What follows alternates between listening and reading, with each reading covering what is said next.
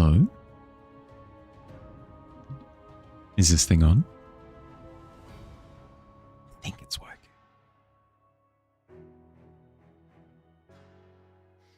I do this every time, but the one-off time I don't check my microphone, it doesn't work. I'm cursed to forever check it. Okay. Let's get started. Wait, I need to press a couple of buttons first.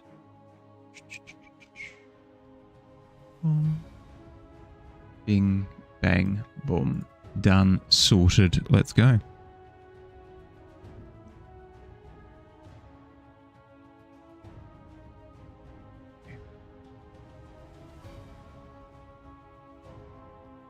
Back to the lab again. This was the picture that we were working on last week on Tuesday? Can't remember. Hi Sloth, how you doing? Congratulations on getting first.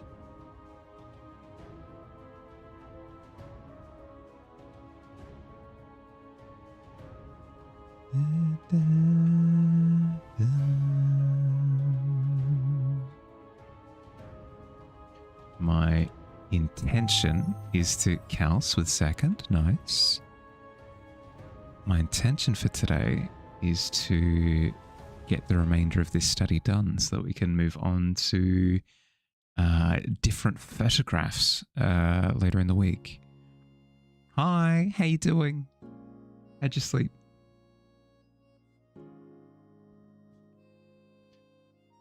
I mentioned in passing yesterday that there are reference photos that you guys have sent me in the past that I want to start using. Like, I've got some amazing sort of nature walk photos from Grenade that I want to use on Thursday. Noctua sent me mountain photos when they went skiing last time. And Dust has some amazing photos as well of some Swedish nightscapes and forests and stuff. It's heckin' cool. So I want to start using those moving forward. At basketball training with kiddo. Can't hear stream. We'll be right. Yeah, all good, all good. Enjoy your lurk. Hi Ursa, how you doing? Welcome, welcome. Working on your quest a bit before your first class. Nice. What class do you have first, if you don't mind me asking?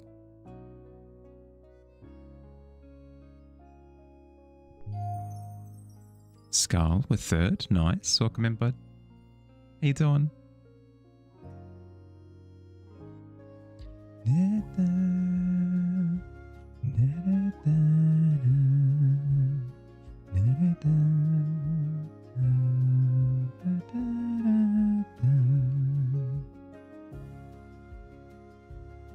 You good? Trying to chill out a bit before going to bed? Yeah, fair.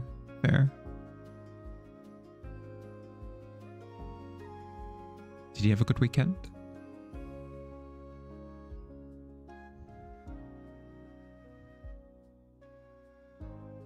Okay.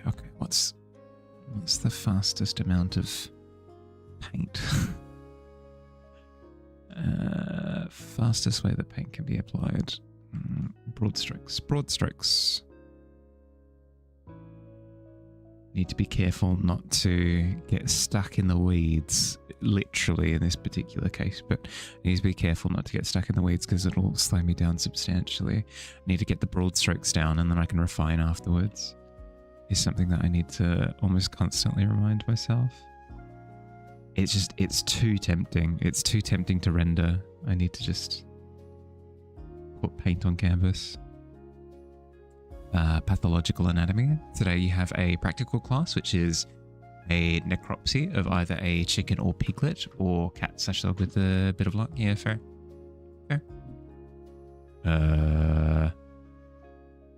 Held a mess. Our best viewers? Absolutely not. Let's ban them and then deny the message, shall we? Twitch is getting a little bit better at catching them before they actually send, which is nice. And we haven't had We haven't had intentional procs of the auto mod in a while either. Progress.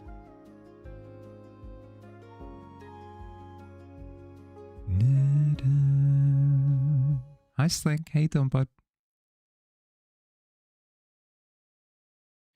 I'm noticing that the path curves a little bit more than what I've allotted in my image. So I'm going to quickly see if I can... I'm not too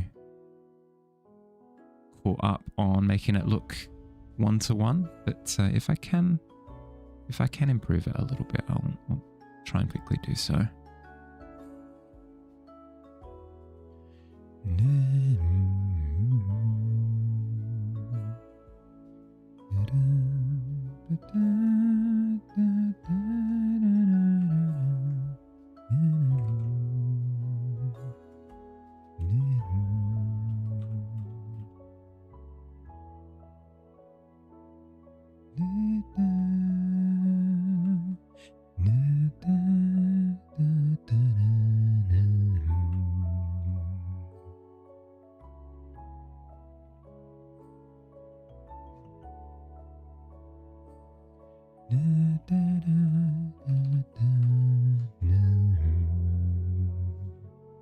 You chilling? Yeah, good to hear.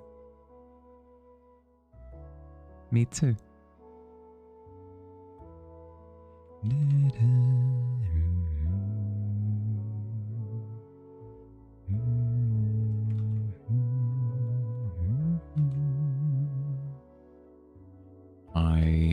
So much prep that I need to do. I've got so much prep that I need to do for Sunday. I've got so much prep. I've prepped one of the potential, because here's the thing, is I don't actually know what my players are going to do. So they might trigger combat, they might not. So I've got a battle map prepared for an encounter that they might have. And I need to do another one of those. I've got a majority of like the flavor things done, in terms of as they're gallivanting along, they might encounter this, or this, or this, or this, or this. Hi Kessa, welcome in. How you doing? 3 fish tacos blended with a Diet Dr. Pepper and a kale shot with sugar-free snickerdoodle cold foam, please, on the rocks. No, make that neat, actually blended. Yeah, the ice, not the cold foam though. If you add a snickerdoodle, you can do peppermint. Thank you. What? I'm so pleased to see that you're so accommodating with your drink order. I don't know why, but the contradiction of having an incredibly specific drink order that's also incredibly flexible, just it tickles me. I don't know why, but it's so funny.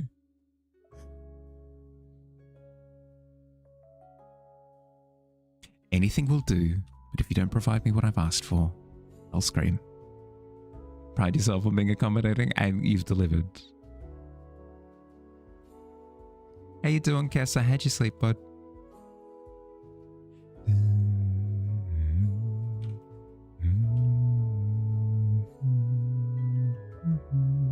feel like we've relatively successfully turned the path a little bit. That's fine, that'll do. We need to start going in with... No. Not rendering. Broad strokes first. What do we have left there? We've got to put some speckles through here. Some speckles through here.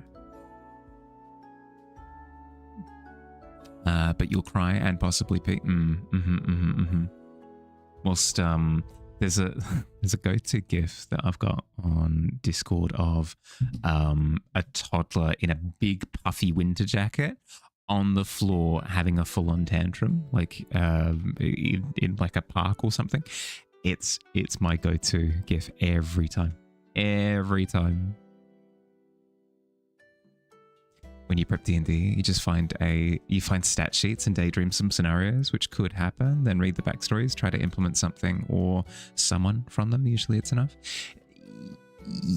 Yes. But I'm a control freak. No, it's more because it's all set within one city, and I want the pacing to be quite speedy. I need to make sure that everything feels how to explain? It needs to feel like there's a constant drum of motivation for them, where it always feels like there's something that could be done. And I feel that the best way of expediting that thought process for them is to constantly give them little bits of the world.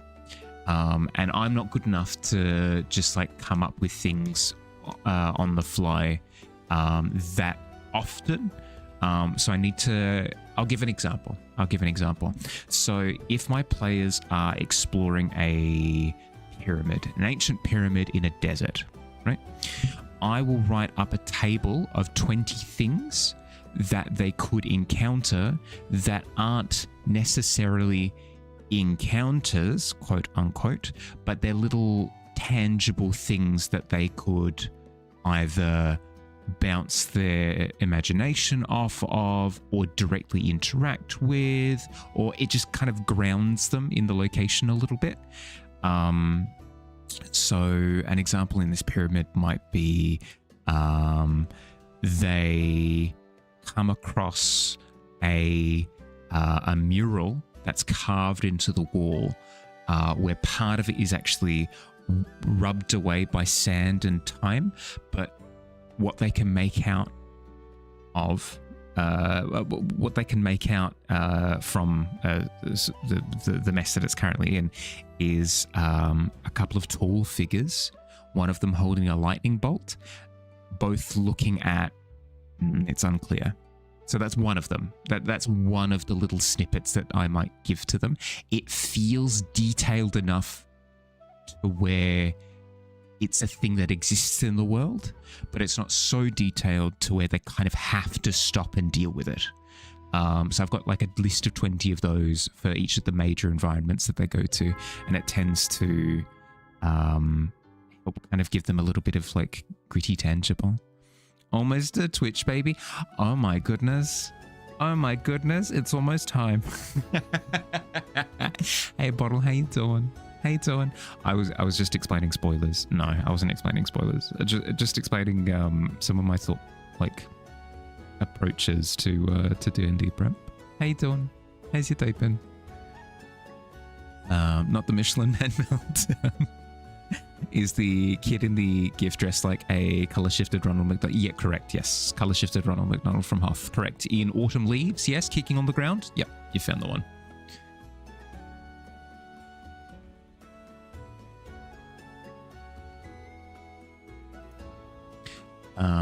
But yes, I'll design a bunch of roll charts like that to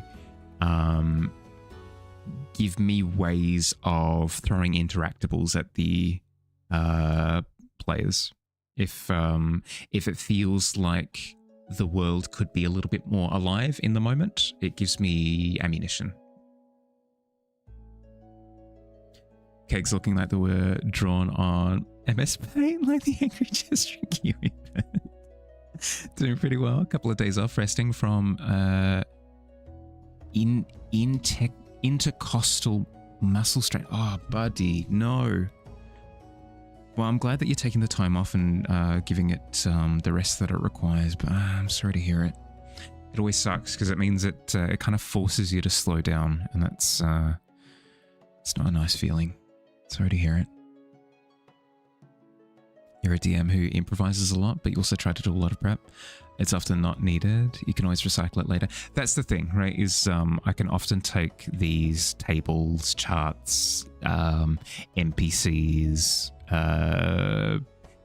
like shop inventories, blah, blah, blah, blah, and I can redistribute them depending on how specific they are.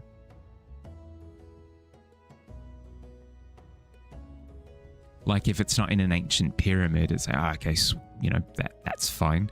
Perhaps it's in one of the above ground temples that they encounter later, or perhaps it's at like a marketplace and they accidentally knock over one of the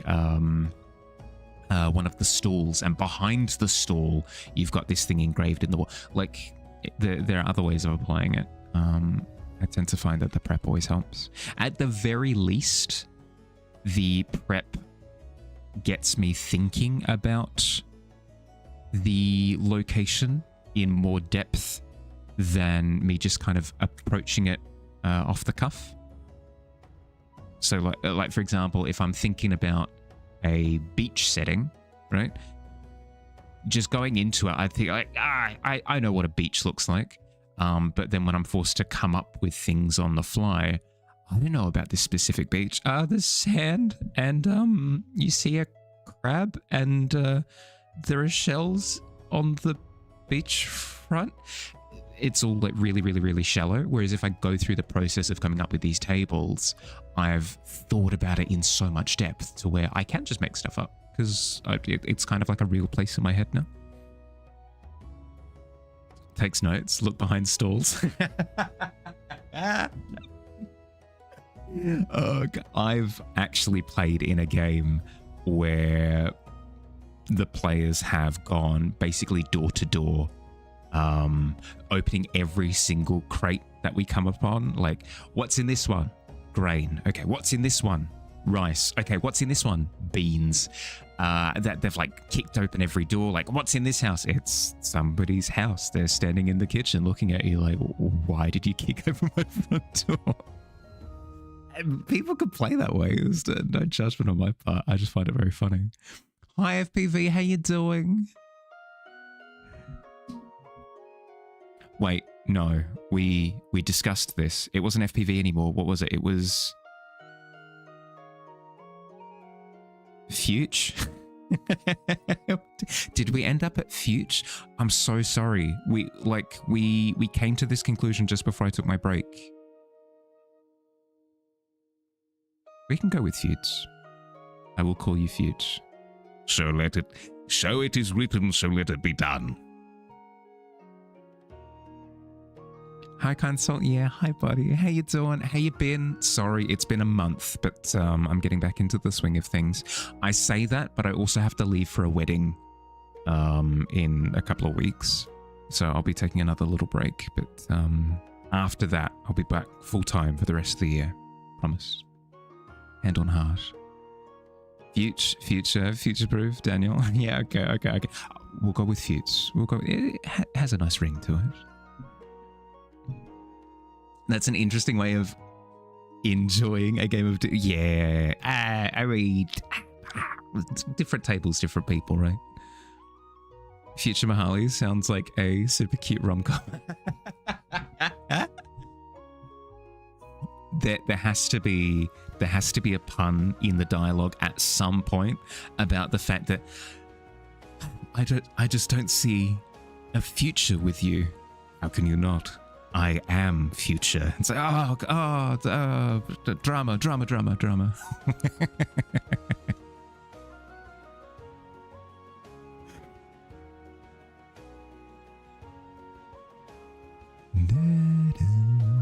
Hi Squid, how you doing, bud? But yes, I've had quite the... I've had a smorgasbord of... Lurkin, will you do some music theory? Yeah. Do what you gotta do. Enjoy, bud. I've had a smorgasbord of D&D experiences. I've had tables where you present them with a bunch of options and then they just kind of sit there. Don't get me wrong, like half of the equation is the players, sure. The other half is the DM. So presumably, if I deemed that the players were being weird, I was probably not dealing with the situation great either. So let's hang a hat on that for a second and be like, okay, I probably wasn't running the game perfectly.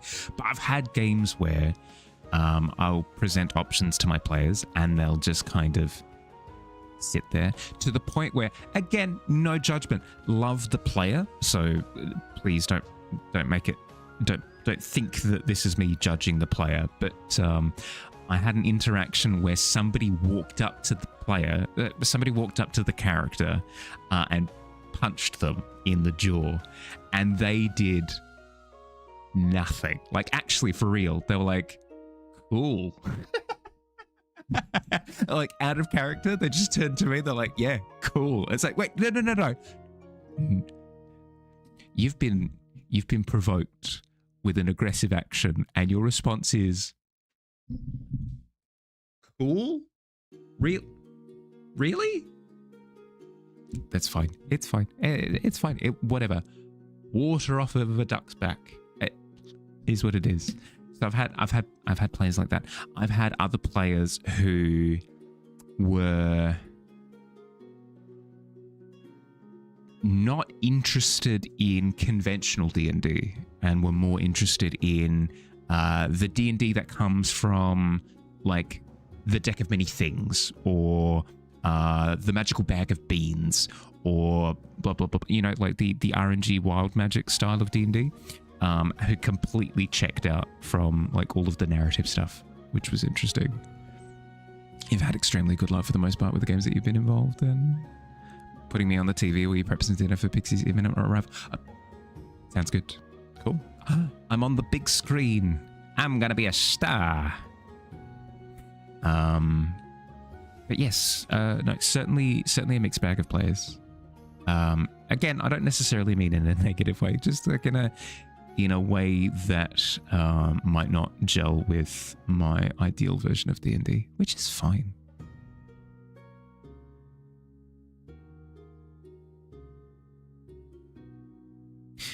I tend to find that it's a bit crude, but it's kind of true. Finding a D&D table that works for you is kind of like dating. It's kind of true though. You kind of have to try a bunch of different relationships and see what works, and you got to find the table that works for you, because there might be tables that work for 70% of people, but maybe you're a player who thoroughly enjoys combat and only combat. You've got zero intention to RP ever. You don't want to put on a voice. You don't want to think from the character's perspective. You just want to build a character that does cool mechanical things and fight stuff. That's completely fine. But it might be difficult to find a DM that wants to run that sort of game. But they do exist. These DMs do exist. So you kind of have to shop around a little bit until you find the match made in heaven.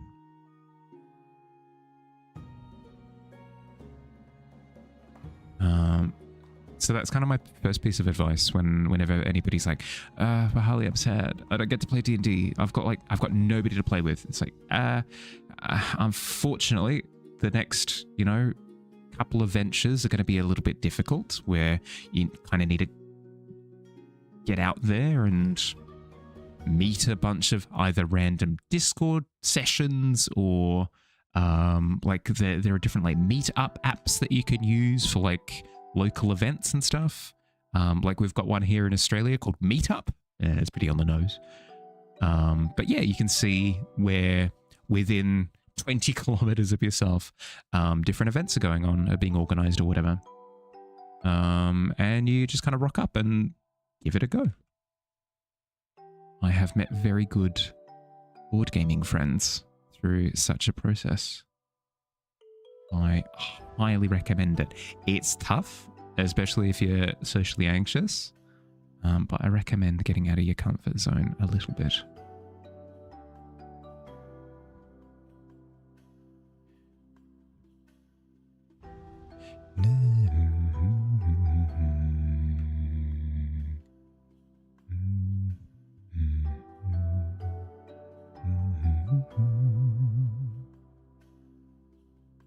Okay, how would I break down how I'm approaching this foliage? To be honest, I'm kind of just assessing what's present.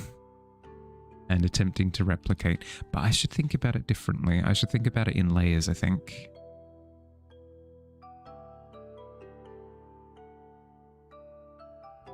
Hi, Miz. How you doing, bud? Enjoy your lurk.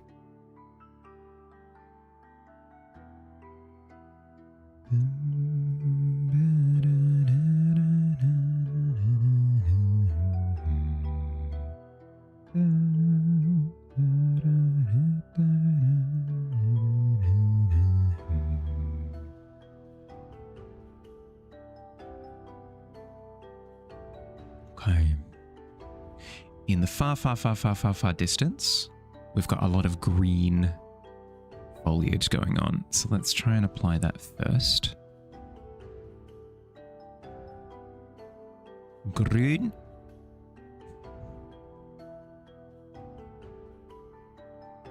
Put that all through the background.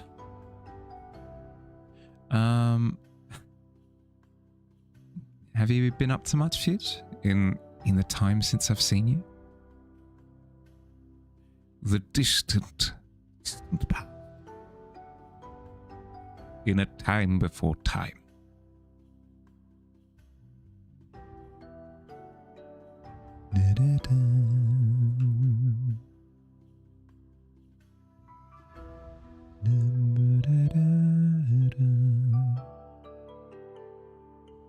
So now I'm just going through with that kind of olive green. I'm identifying where it's sporadically placed kind of behind the layer of foliage and trying my best to apply it in an organic feeling way.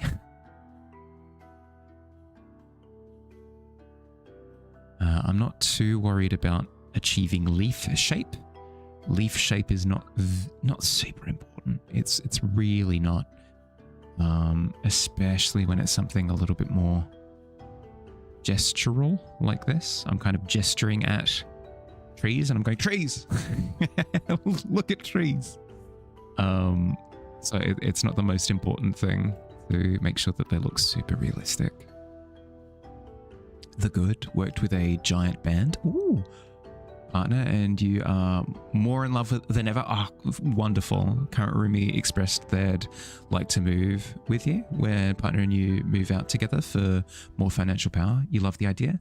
The Bad kicked a filing cabinet by accident. Oh, and broke your toe. Financial struggles. Partner has mystery health stuff. Stuff. Sorry, bud. But no. My mum broke her toe heckin' ages ago, years, decades ago by like tripping over a shoe. So I get it. I get, like, it feels super random. You're like, oh, cool. I've set off some sort of life booby trap and now I'm afflicted with this. Great. But hopefully it sets well and it heals up pretty quick. Toe beside the big one, swollen for 4 days, super tender. Ooh, it's on the mend now, but woof, yeah. That's the thing, right? Is it similar to Bottle's back injury? It feels like, oh great, I've been chosen. Wonderful. And now you have to kind of slow down a little bit. But the fact that it's on the mend now implies that you've given it the sort of rest and care that it requires, which is good. Good. Stubbing toe pain is so unique, literally takes your breath away. Yeah, it feels like in Zelda where you've been hit with a boomerang across the back of your neck, and then like your toe opens up and there's a big like red glowing bit, and then you've been shot in the glowing bit by a little arrow, and it's done meaningful damage. Meaningful damage has been done to you. Like your health bar has been chunked by. But it's weird. We've got these little spots all over the place. Same with the funny bone in the elbow.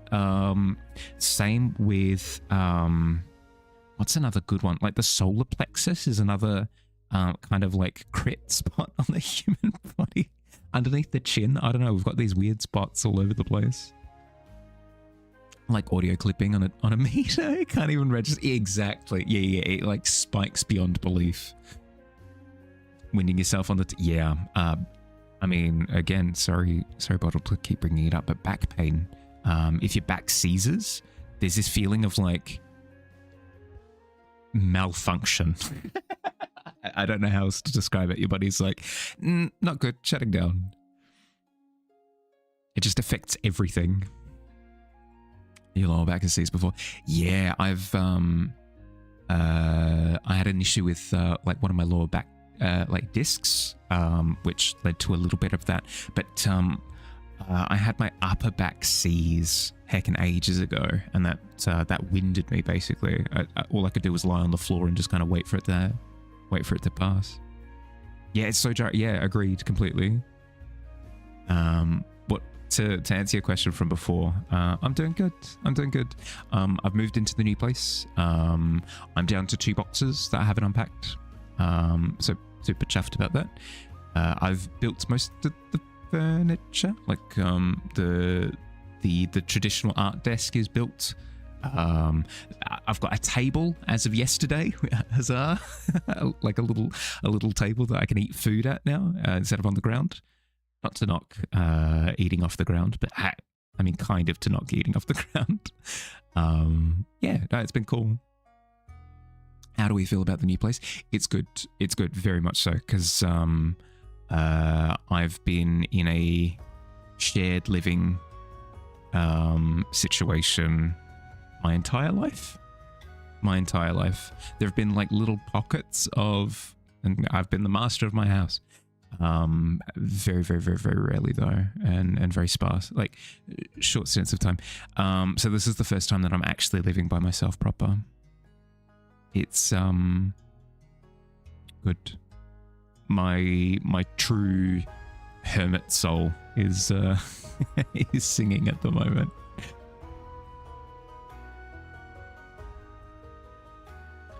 What's the layout like? Do I feel like the space is more suitable for me? Yes, it's smaller. It's smaller than the previous place, which I'm happy with, because I feel like it's very pragmatic.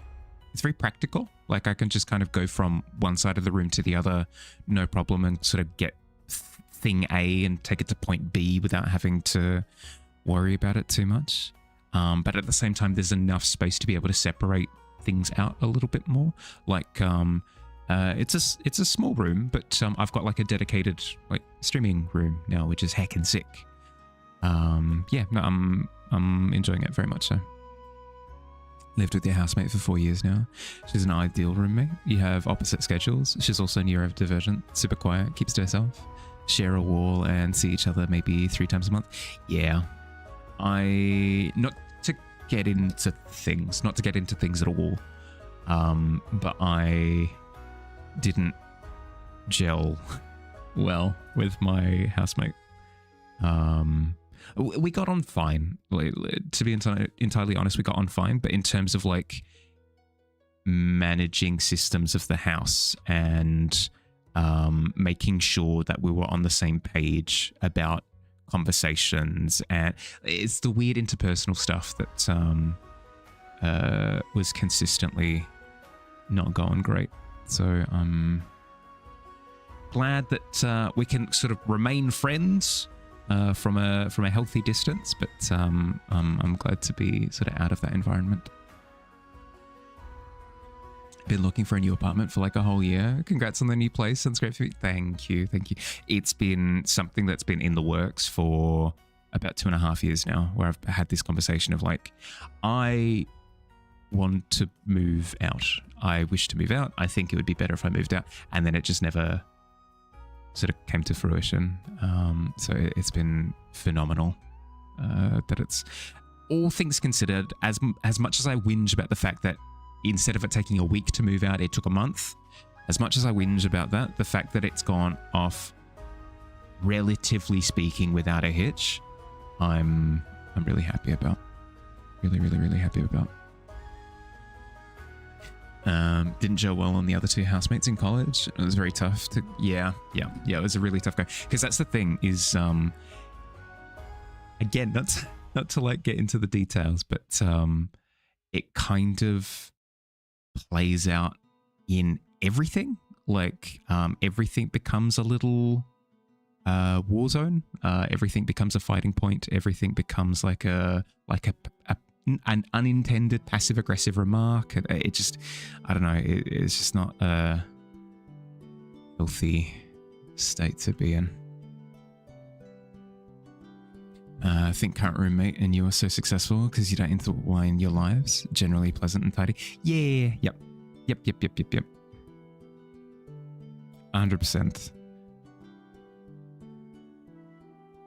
Hi, Chris. How you doing, bud? Welcome in.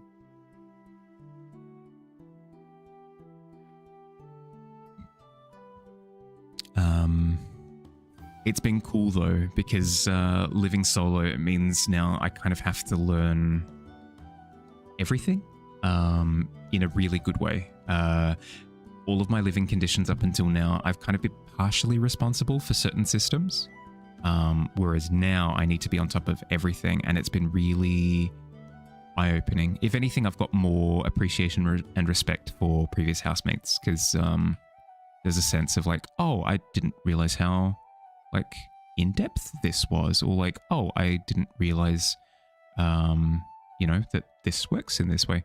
But then at the same time,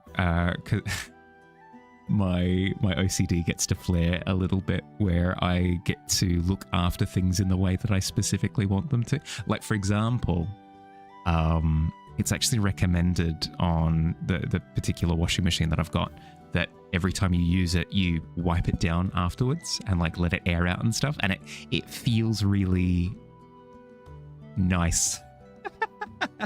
I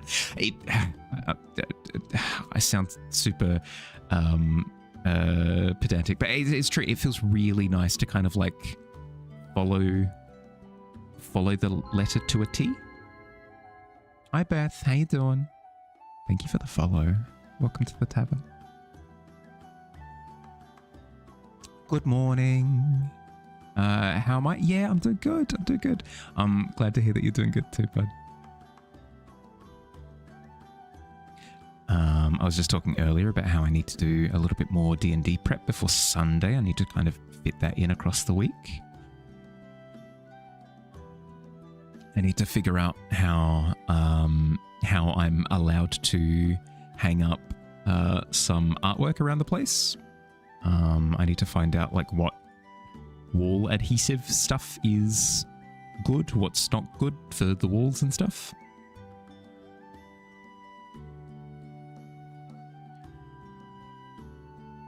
I've got a commission thing that I need to follow up on because I need to check with the client that things are good to move forward. I got some stuff. I got some chores that I need to do across the next couple of days. Settled on what lurks within the depths of the sewers that I mentioned yesterday. I can't talk about it because I know for a fact that one of my players is lurking right now. Self-admitted, I'm on their big screen at the moment while they're working, so I can't talk details, but I'm really happy with some of the visuals that I've come up with for it. Specifically, I'm going to be testing out a unique mechanic that I haven't seen done elsewhere, and I'm morbidly curious to see how it'll pan out in practice. It might be super cool. It might be broken. We'll see. Fly by the seat of our pants. We find out on the job. No, you're fine, Bottle. You're fine. You're completely fine. I don't tend to speak in detail about this sort of stuff anyway. You have an answer to this one? You've sworn for over a decade. Take a paperclip, take it to the wall with masking tape, then pick up a pack of tiny magnets, magnet all the posters up to the wall. Oh, so almost like the displate displays where you install like a sticky magnet to the wall and then you just like 0 damage. Yeah, cool. Awesome. Yeah, hell yeah.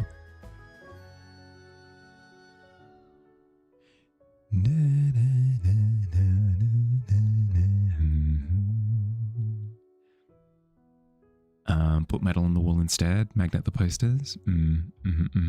It's the opposite, yeah.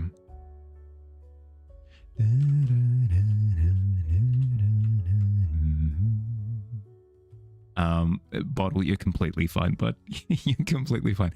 I tend to I'm used to talking about all of my streaming started with planning out my D&D sessions on stream without talking about the specifics, so I'm completely used to it. You're fine.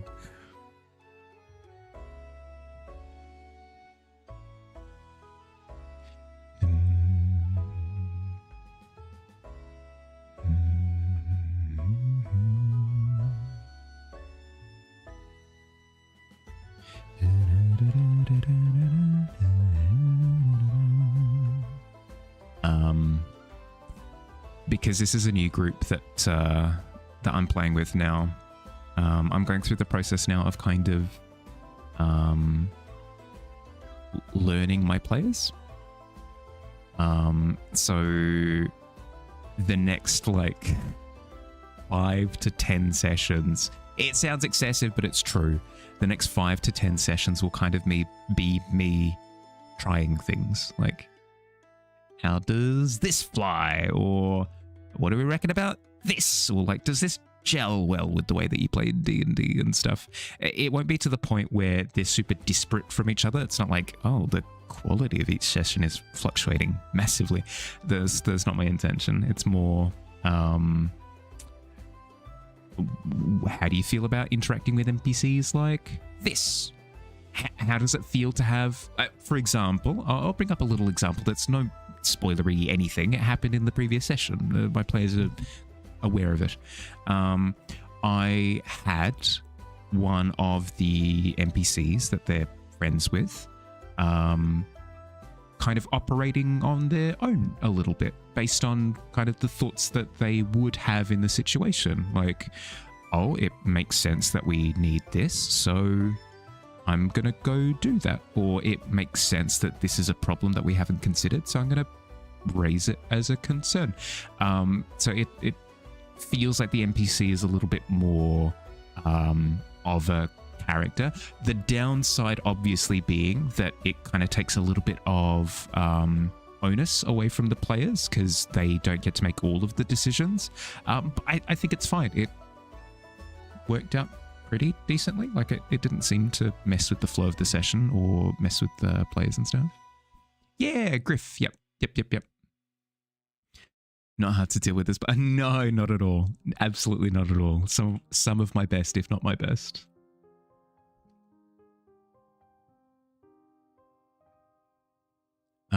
So yeah, just going through and testing out little interactions like that. Same with pacing things, like I've tried doing little time skips of, oh, you're planning on going from point A to point B. I could make it so that you have to deal with a random encounter, like, oh, you're walking through the city and 4d6 wolves jump out of the alleyway and you have to fight them. Like, I could do that, or I could kind of expedite things a little bit and speed them from point A to point B, almost like almost time-lapsey. Like, okay, you travel from it, you see this, and then you're there. And it again seems to have gone over pretty well. So it's another little kind of check box that I can go, okay, this is a tool that I can kind of use with this group. You were surprised, but loved that. Definitely something you really want to do as well, because it made the world feel more real time. Yeah, because that's the thing is some players hate that. Some players absolutely hate when NPCs take away decisions from them. They're like, oh, I wanted to deal with that situation differently. But other players love it because it feels more immersive, because it makes sense that this character would be motivated to pick up the wallet that they dropped on the ground. You know, like, of course they would. Saving you from your late night food video scrolling. What kind of food videos are we talking? Like the wood ice cream again, or are we talking more the I've been barraged by them. I've been absolutely barraged. It's usually something along the lines of, you haven't seen potatoes prepared like this before, have you? It's like, yes, I have, actually. This is the third time that you've recommended this video.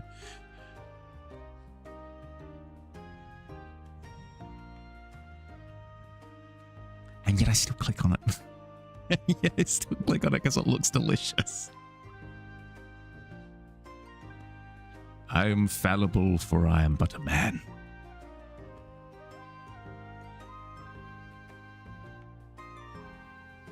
There's this lady, she has a metal bento box. She makes meals for her daughter or son, both, you assume, but must work in construction with how packed it is. Oh, okay, okay, cool.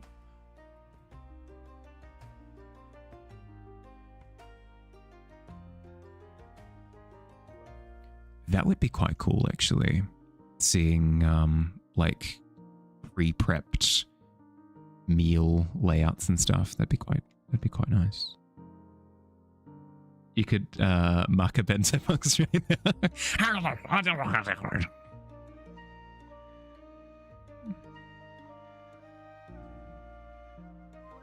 Can confirm you enjoy that aspect. If you wanted something different to happen, it would just spark roleplay of, wait, Griff, hold on a moment. Yeah.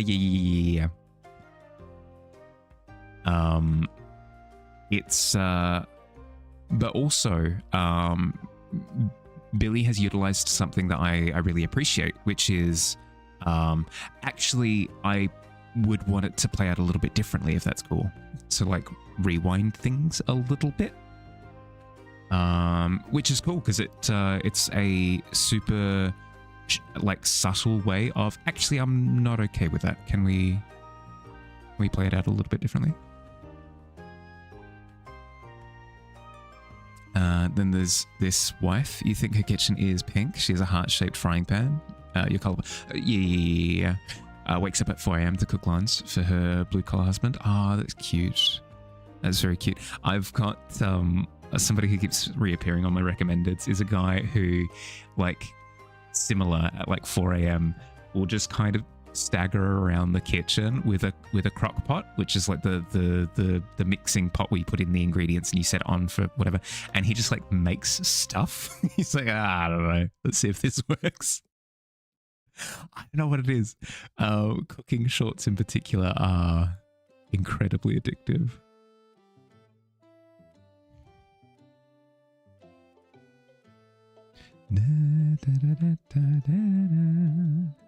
But then again, I'm an absolute spoil sport, so I'll get a short recommended to me where it's like, this is me at 4 a.m. preparing food for my kids. You know, I'm preparing X, Y, and Z, and I'm looking at the footage and I'm going, yeah, you're not cooking at 4 a.m. You're cooking at like 8 p.m. and you've just told your family to stay out of the room while you're filming a video.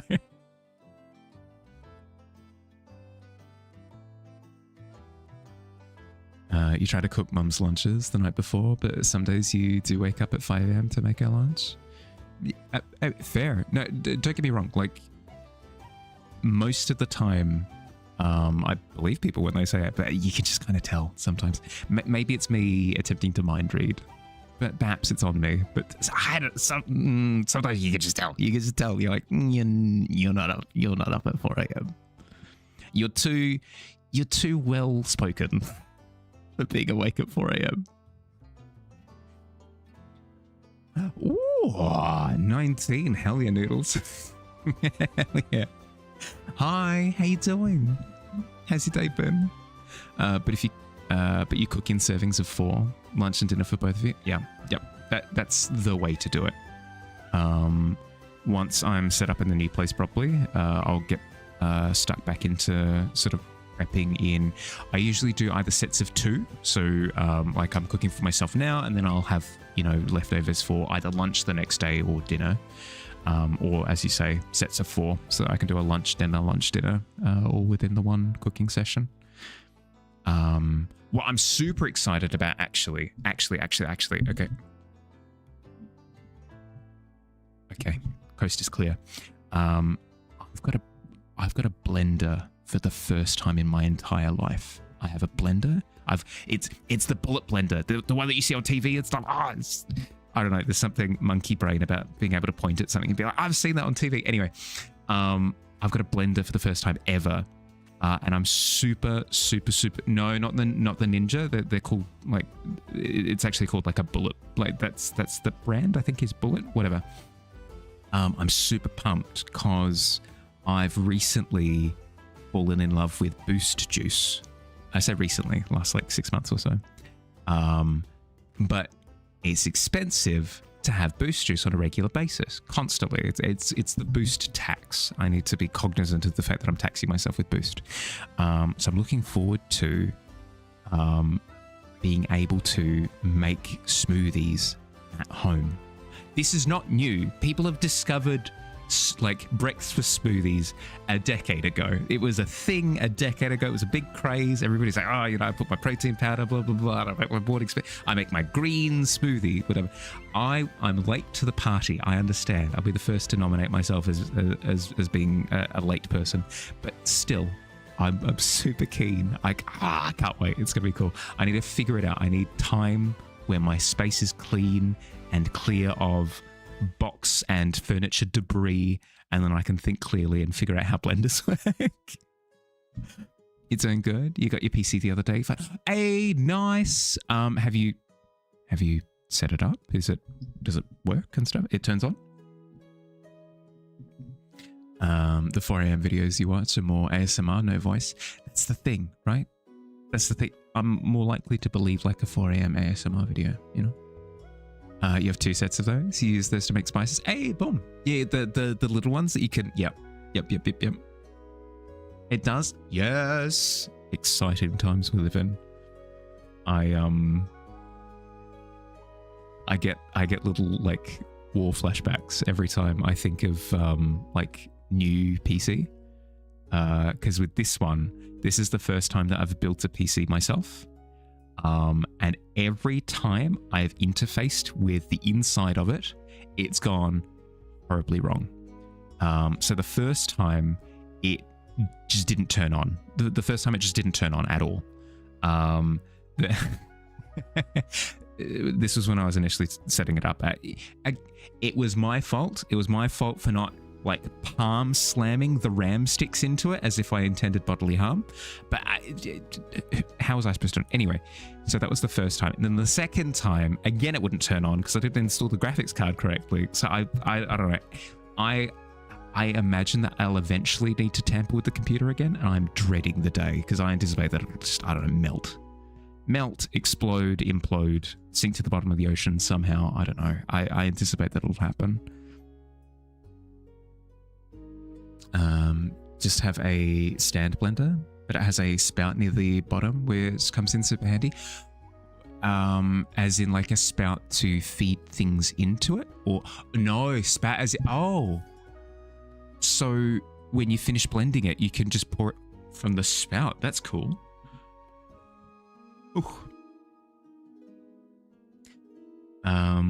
Sorry, Chris. The shop's in a little bit of a state at the moment. I'm looking into it at the moment.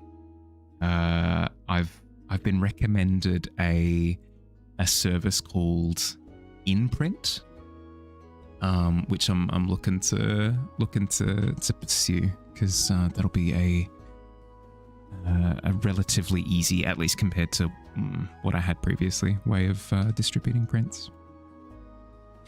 Have a dehydrator, so you dry garlic, onion, bell pepper, turmeric, then use the bullets to pulverize into powders for cooking. Yep. Hell yeah. Yeah, funnily enough, I've only ever seen a dehydrator used to make custom home cereal. But I understand that there are more practical ways of using it. I just haven't seen them used in that way. Like a spigot, yeah. It's awesome for smoothies. I can imagine, yeah, because then it you avoid the I'll tentatively use the word thrill. You avoid the thrill of attempting to pour it from the top when when the blender's full of juice.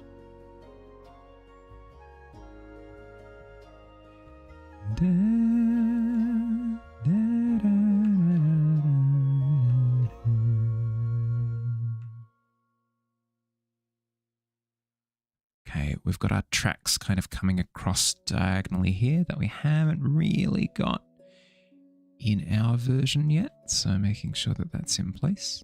By the way, if you want to use this image for a study of your own, if you want to work alongside me, I've posted it to the Discord in the Stream Live channel. It's accessible there. It's not just the image, by the way, it's the actual site that I got it from. So if you want to like look into the photographer, maybe find more of their stuff, that's all available through there. I'm in the middle of, I kind of described trying different approaches to D&D with the new party before. I'm doing a similar thing with streaming at the moment, where I'm trying different formats for each of the streaming days. So World Building Wednesday was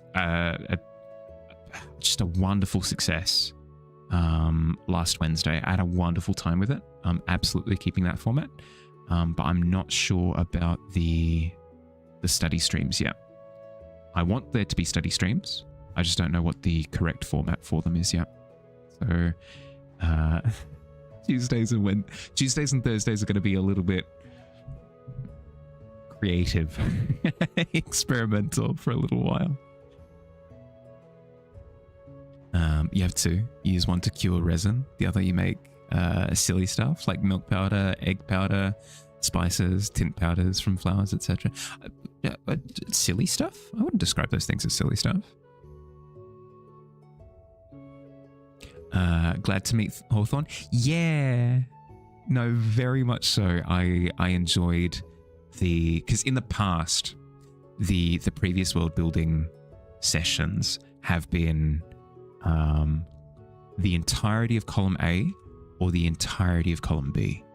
So an example of one of the sessions would have been, I have just a blank document and we're going through and making technical decisions. What is this thing called? What lives here? Who does this? Blah, blah, blah. Which is fine. Like, it gets a lot of decisions made, but it didn't feel like the decisions were real.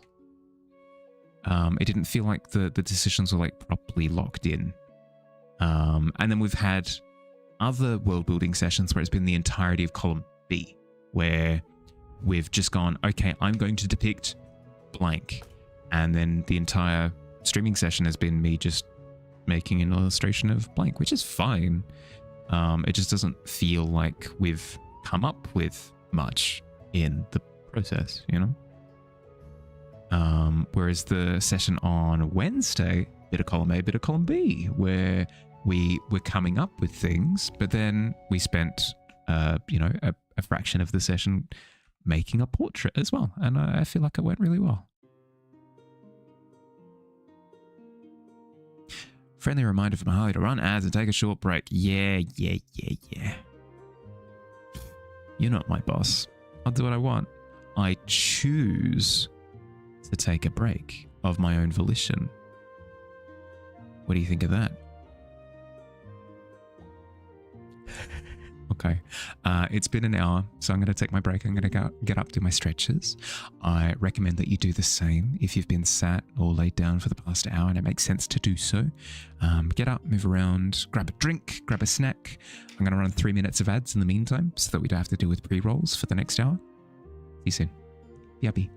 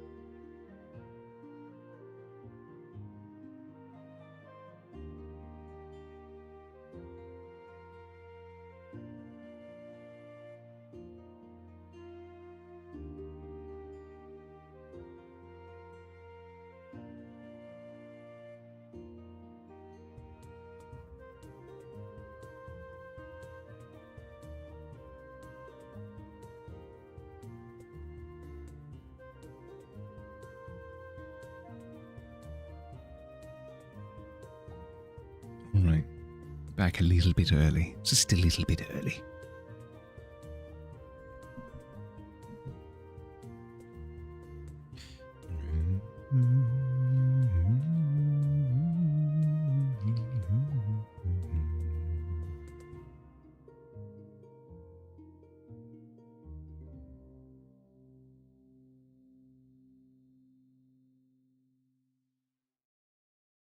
Welcome back. Thanks, Chris. Thank you, thank you. A gold coin for my efforts.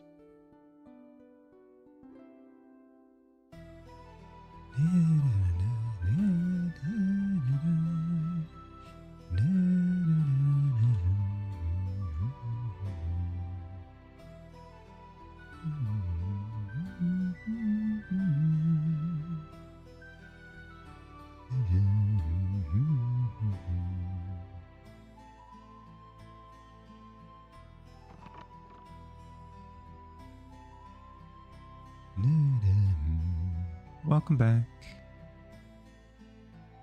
How'd we get on? How'd we go? How did we get on? How did we go? Both of them at the same time. How'd we go? Did we take our breaks? I took my break. I did all my stretches and everything. Hand on heart, I swears. I swears up and down. I did everything I needed to do. Swears on me mum.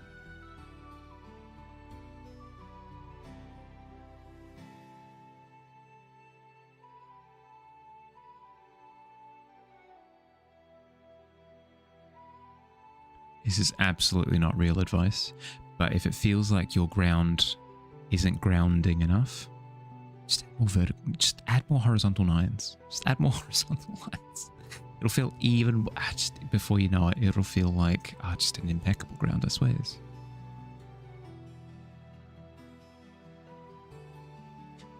You get too into world building. You ask questions like, what kind of soil is this? What is the average temperature of each season? What wood is the structure? No one can see it, but does this building have copper pipes or plastic pipes? I feel like that's a fair question to ask. What sort of irrigation system is used to keep this flower patch nurtured? What are we talking? What is the average pay of a groundskeeper?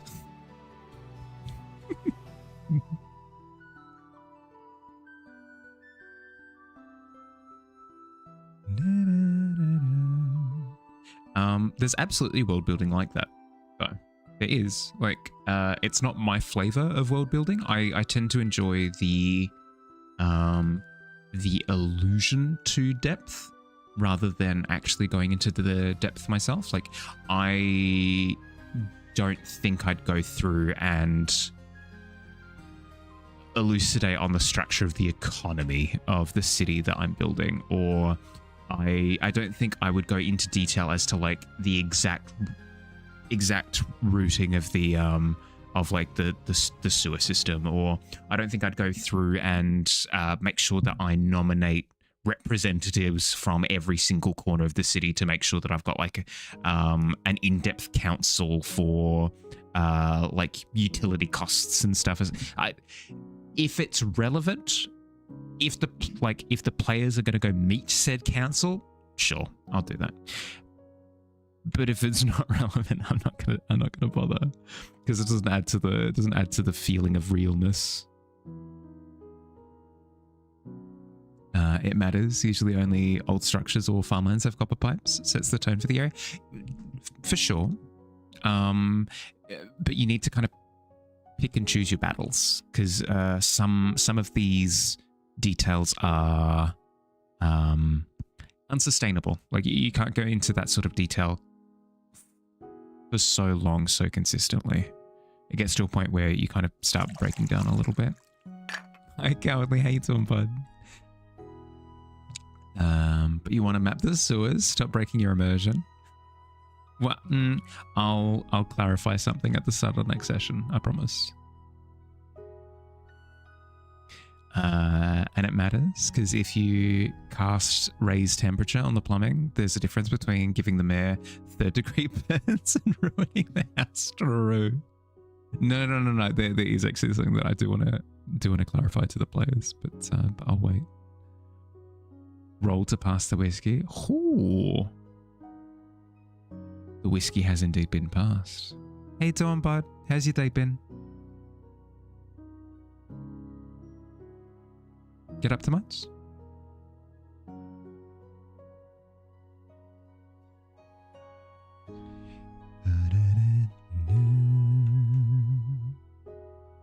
You miss whiskey?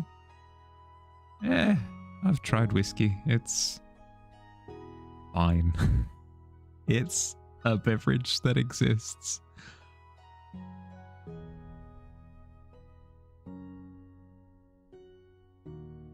The coldest take from somebody who doesn't drink. I've tried alcohol. Shrug.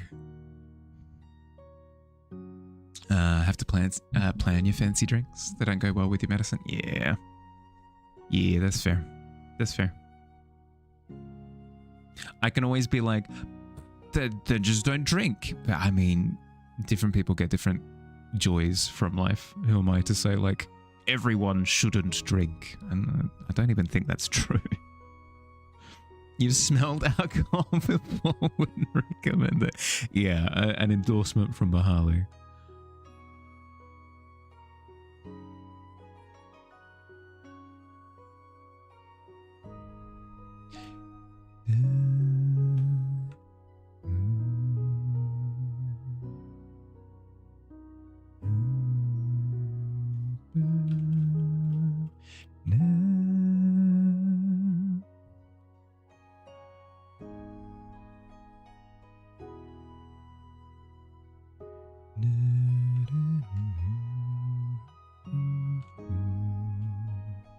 Less of drinking and more of baking. Have this cake in Jamaica called black cake. It uses 1 cup of whiskey and 2 cups of rum. Doesn't all of the alcohol, like, it keeps the taste, but the actual alcohol evaporates in the process? Correct me if I'm wrong. Sorry, not to like, actually, because I don't actually know. I'm asking. If anything, it's, excuse me, I have a question.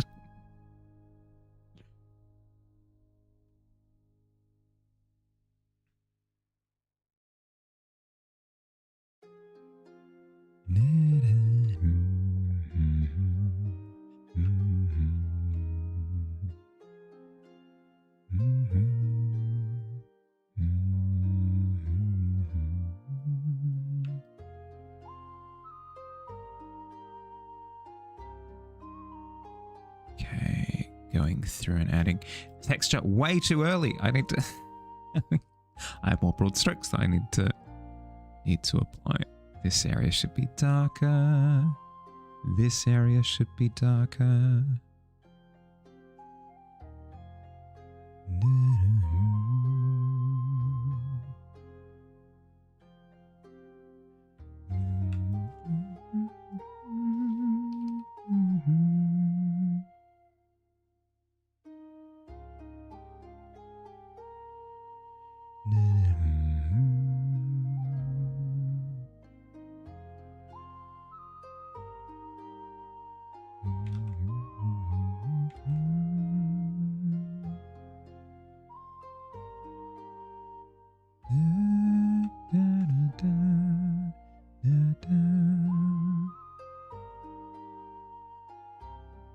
Okay, I went through before and added the under green. There's still a little bit more that needs to be done, actually, specifically with the under green. No, all alcohol doesn't evaporate. Black cake is a fruit cake. You keep it moist after baking by soaking it. Ah, right. Yeah, no escaping it at that point. So, as part of the baking process, we cook the alcohol, and it all evaporates as part of the bake. We then reintroduce the alcohol. No. Oh Yeah, no, I can't escape it at that point. That's tough. That's tough. All I've ever wanted.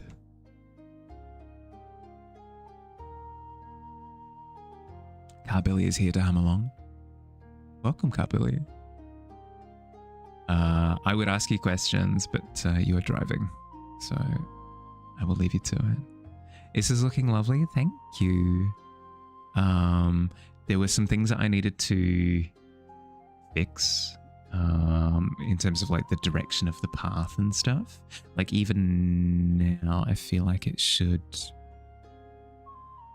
sort of slant off to the right a little bit more. It's a relatively easy fix to do that now, but we're getting there. How was basketball? Did you win? I'm anticipating that you, Kals, personally, did at least 3 slam dunks.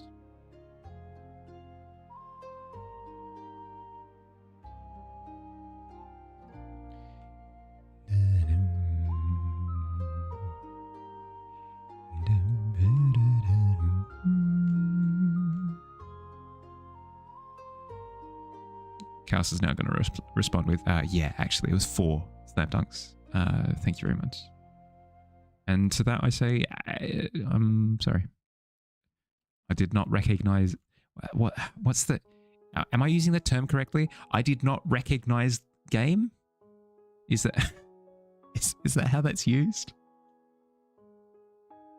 And reintroduce, we do. You get a baking pan full of cookies, pour alcohol in it, and sink the cake both sides. Oh no! Yeah, absolutely reintroduced. The full extended family. This is alcohol. This is whiskey. This is rum. Basketball. Yeah, Kals was at a basketball game. I believe with her sons. I believe the sons were playing, but Kals could have been playing basketball for all I know. I didn't clarify.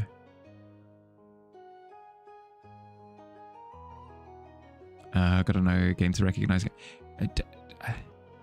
Well, that's the thing, is I don't know what game was being played, so who am I to recognize anything? I'm lost and confused. It was your kid. Got to read your book. It was lovely. Hey, nice. No, I was just saying yesterday to Kessa that I'm looking forward to... I'm heading over to Perth for my brother's wedding from the 15th to the 25th. I'm looking forward to having to take a break from stream, but not in a way where I'm busy. So it means that I'll be able to select what I do with my time. I haven't read in so long. I haven't read a book in so long. So I'm super keen to just absolutely demolish a book and read it too, I guess, while I'm at it. I don't know why, but Perth sounds familiar. Sounds far, even for people who live in Perth. You're correct. Perth is the most isolated capital city in the world. Here, I'll explain. So you've got, what's a good poppy color? There we go. You've got Australia, right? With the Great Australian Bight or whatever, and then the thing that goes up here, and then we've got and then Tasmania down the bottom, and then our little neighbour New Zealand is over on the side. Perth is heckin' here. I'll illustrate it in red. Hi Pixie, how you doing, bud? I'm just explaining the concept of isolation using the metaphor of Perth. Perth is heckin' here. The next closest capital cities are like, I think Adelaide's like here somewhere. Darwin's up the top. Brisbane, Sydney, Canberra, Melbourne, Hobart.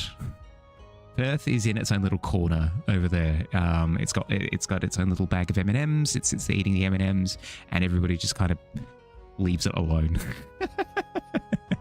So,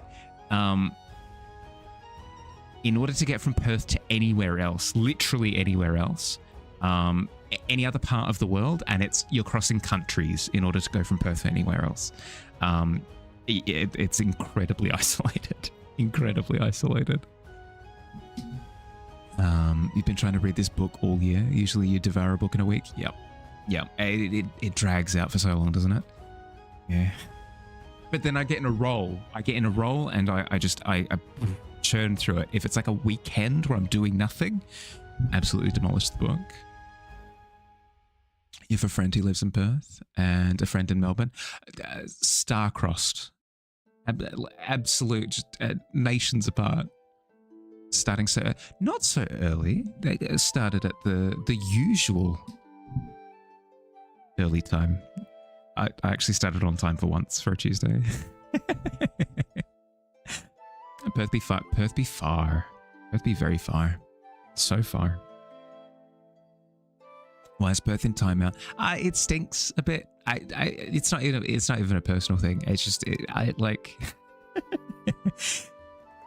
Australia big. That's why Australia big. You lost. It's tough. When in a contested roll, the other person rolls a 70. Wow, what can you do? At that point in time, you're just going like, you're already shaking their hand. The terrible part of Australia on a map. I mean, every part has its terrible part, you know. It's just different for different people, right? So, for example, hi, Alt. How you doing, bud? It's been ages. How you doing? How's your day been? But yes, like different things for different people. Like if you hate city life, then someplace like a Melbourne or a Sydney or a Canberra might be awful. But if you hate like the outdoorsy lifestyle, somewhere like a Perth is going to be atrocious. Every capital city has its benefits, except maybe Darwin, actually, now that I'm thinking about it. It's hot and gross and there's nothing to do. Is this me firing shots? I suppose it is. Sorry, Darwin. Tomorrow will be better. Tomorrow will absolutely be better with an 18. 16? Still. Magical D10, will you finish your assignment today or are you going to be useless with learning? 13's not bad. It's not bad. Would I rather a polar bear at my door or a kangaroo?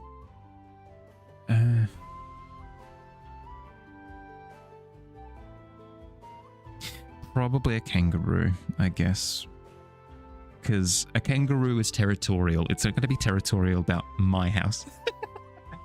It's not going to come to my place and be like, what are you doing in your place, you know? Whereas a polar bear could just decide to eat me. Probably not how polar bears work, but from what I understand. It has been ages. You've been slowly removing all of the video game stock in Brisbane. I'm going to steal it back home. All of the shelves empty. Food is ready. Shall we back? Yeah, all good. Enjoy your food. At least the Perth is close to French southern Antarctic lands. But there's a problem there. If your argument is don't worry, we're close to Antarctica, you've already lost. Like you've already lost any sort of like convincing power that you're not in the middle of nowhere. Polar bear all the way, to be honest. Kangaroos are freaking terrifying. I completely agree. That's why it is a debate in my head as to what I'd prefer, because kangaroos are scary, but when you're in their turf, you know? Any animal that can KO you in one move is terrifying. Yeah, that's the thing. Is they're both insta-kills is the problem. Do kangaroos eat people? They don't. They don't eat people. They do kill people, though. Not on the regular. You kind of have to be actively doing stupid in order to encourage that kind of behavior, but even still, the fact that they can is terrifying. Kangaroos are super cute. Tired of this slander. They can be cute. They can still be scary. Rather be mauled than have your head twisted. Exactly. At that point in time, you're picking between Mortal Kombat finishes. It's like asking, do you want a military tank at your door or a soldier with a boxing glove? Yeah, correct. Kangaroos are cute fellas. Just don't be asked as well in their house. That's the thing, right? Is in their house is the disclaimer. Because it's arriving at my front door, I'm less scared. because they're not going to be like, if anything, they're not going to approach my territory at all. Or at the very least, if they are, it's out of desperation or something. They probably want food or water.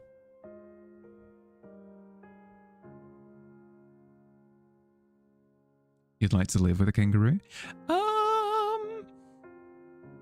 They're wild animals. So, they're territorial wild animals, so they can be aggressive. I wouldn't recommend it. Hi, Shiny. How you doing, bud? Ach, nein. Obviously, don't live in the house. They share the territory. They lived with them. Sure. But you'd still not, like, carelessly approach one, right? You'd give them space. You wouldn't get all up in their biz.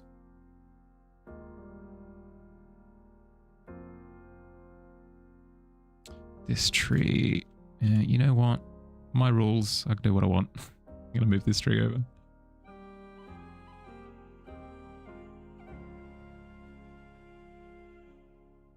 Herp. Can see the matrix underneath.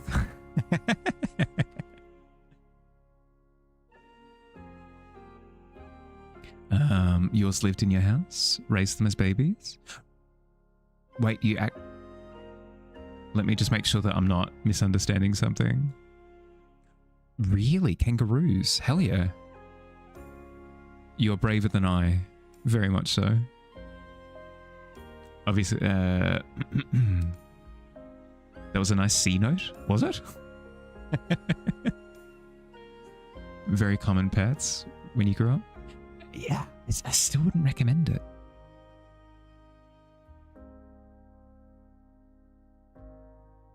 I think this is the kind of animal with anesthesia right away to approach. Not even trying to go 1 meter with the syringe. Yeah, that's the thing, is like, I have heard too many horror stories from my grandpa who used to live on a farm that I am risking it. Your mum was a registered wildlife carer. Cute. You would have interacted with a bunch of super cute animals. Ah, hell yeah. Native wildlife, yeah.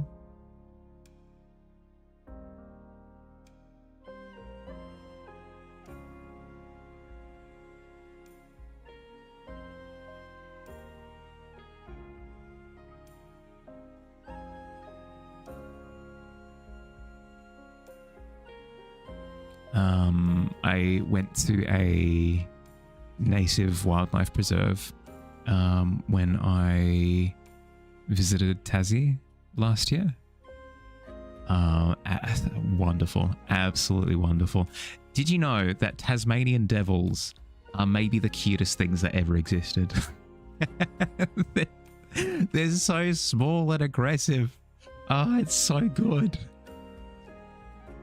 They make little squeak noises and everything. It's disgustingly cute. I can't stand for it. Your gran was also? Oh my goodness. You guys didn't stand a chance. If you could teach animals anything, you'd like to teach them either mahjong, dominoes, and or Uno. Imagine a kangaroo playing Uno. I would absolutely get like pick up forward by a kangaroo. But here's the thing: they drop the card, and then what are you supposed to do? Reciprocate? No, you're getting bopped in the schnoz immediately. You've got to hold that L. That's another thing that it's another trendy term that I'm adopting.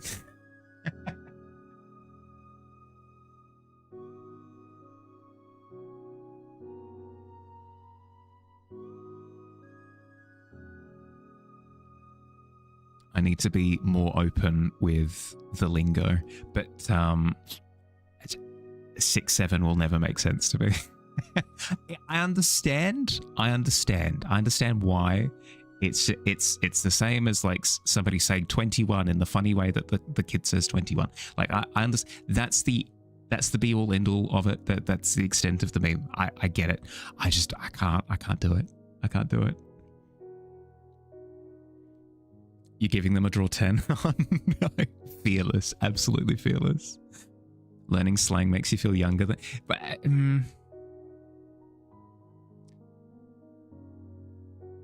I became self-aware in the same way that is it the Bicentennial Man? That Robin Williams movie where he like slowly becomes human. There was a moment of waking up where I realized like, oh, I'm just being weirdly combative against new thing. Like it's fine to kind of grow with the times. But I can't do 6-7.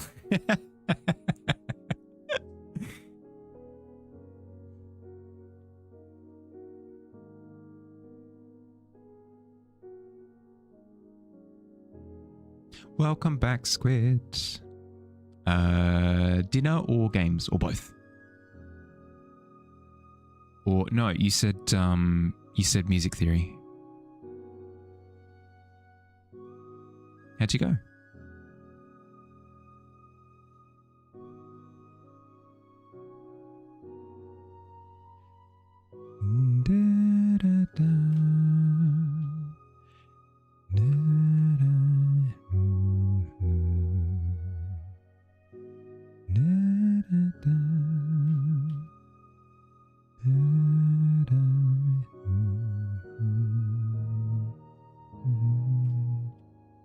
Cute baby is added to the stable. I'm going to break my rule. I'm going to break my rule and check immediately. No. No. No. No. I can't. No, that's too cute. What? That's too cute. That's too cute. I had the joy of seeing a baby wombat at the sanctuary. Oh my goodness. When you describe like babies as being roly-poly things, generally it's tongue-in-cheek, like, oh, you know, they're flopping around, huh? What baby wombats are actually roly-poly little guys. Like they will actually sort of topple over and roll around. It's the cutest thing. It's the cutest thing that could ever exist. Same with echidnas. Like I wouldn't have thought to describe echidnas as being, is it echidnas or yeah.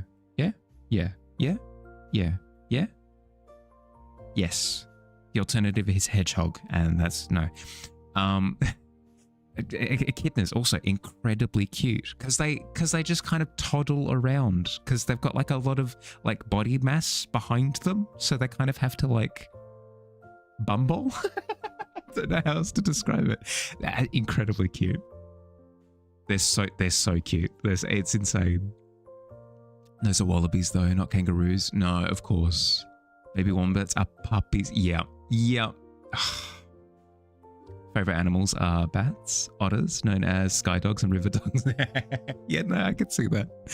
I've encountered bats before, and I will say I am not a fan of the fact that they don't respect my personal space. But from a distance, I see it. Heckin' cool.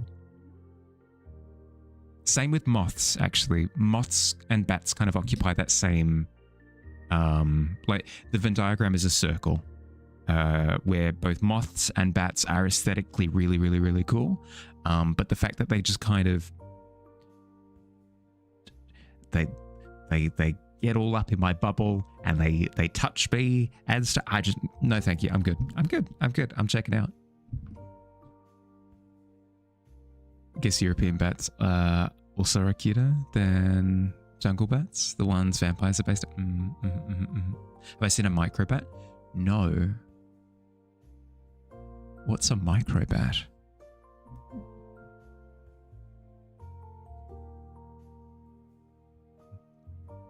moths during the day, thumbs up. Moths during the night, thumbs down.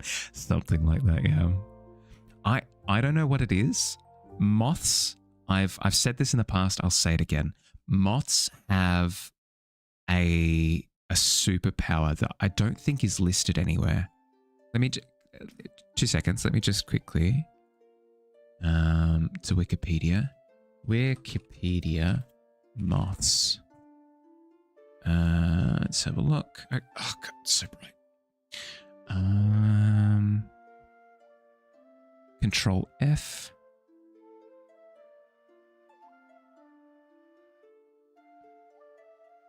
Excuse me. Why did it go full screen? Oh, weird.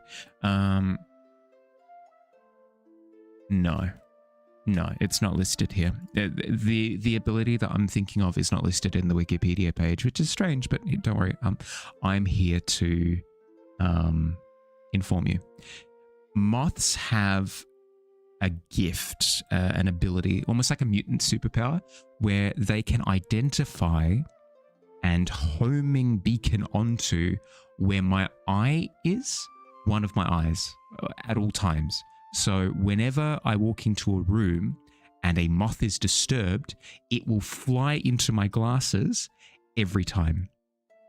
Every time, without fail. The white page flashback from Wikipedia, it gets me every time. It's because I've got dark mode on everything else. So it's not just the fact that it's a blank white page. It's the fact that it's contrasting so heavily with everything else. I think it's just that my eyes light up. True. I mean, that is a point. The romanticism aside, my glasses probably do glint, right? As soon as I walk into a space. Sounds like the Wikipedia page needs updating. Yeah, I reckon. I'll add just a little note down the bottom. Like, homes in on specifically it's Bahali's left eyeball every time. Blinds my glasses. Maybe it's because how bright my eyes are. Yeah. You gotta make me blush. I won't stand for this. Like, honestly, it's probably something along the lines of like the glass of my glasses like glints. Maybe. But surely that doesn't like whip them into a frenzy. Like, glint identified.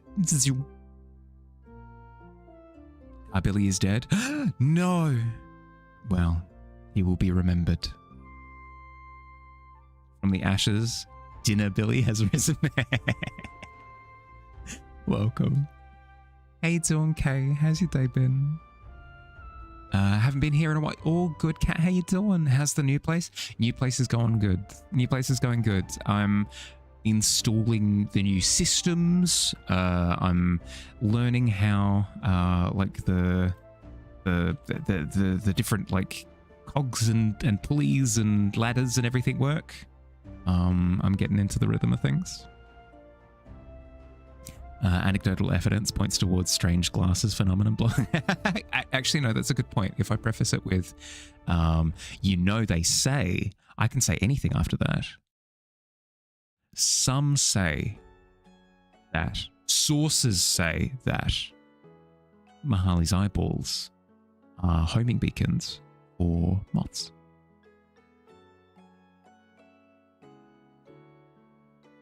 You're decent? Good to hear. Good weekend? Dinner Billy, what message doth bringeth thee? Hark, what messages dost thou bring from on high?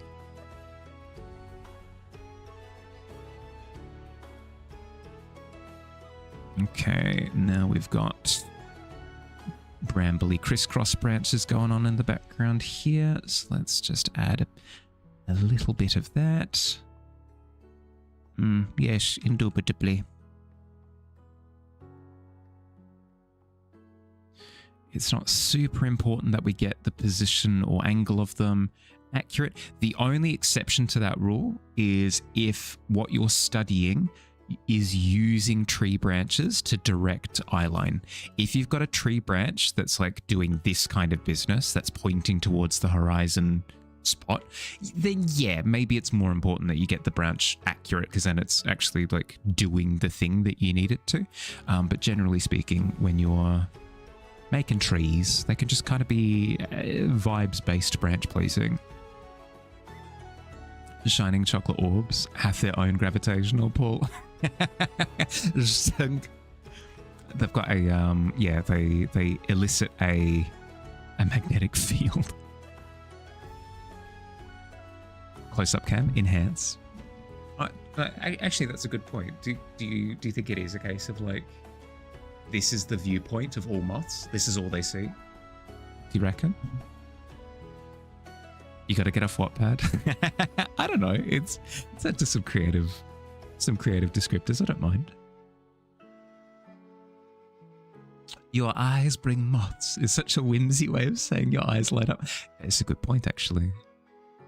If I were but a moth,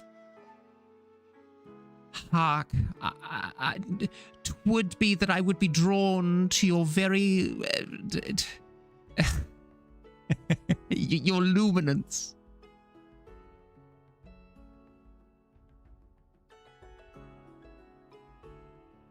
Your very eyes illuminate the night sky and draw me as if a moth.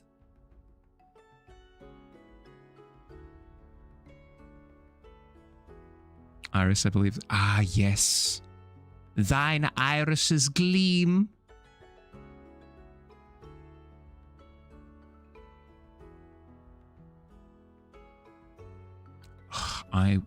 This is why I should read more. I need to go off on some soliloquy about how just radiant one's like eyeballs are.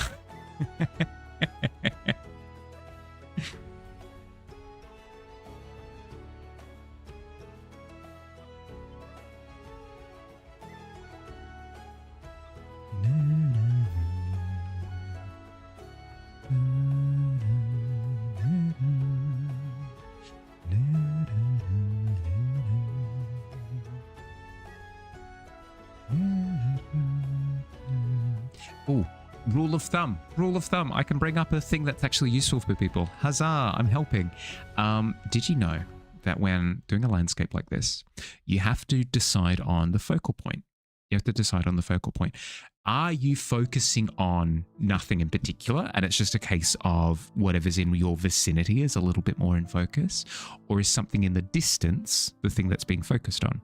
So, for example, if you had a person here in the far distance and you wanted all of the focus to be on them, what you could do is you could go into hyper detail. You could go into hyper detail with this distant person, right? They're straddling the ground like a cowboy, like, put them up.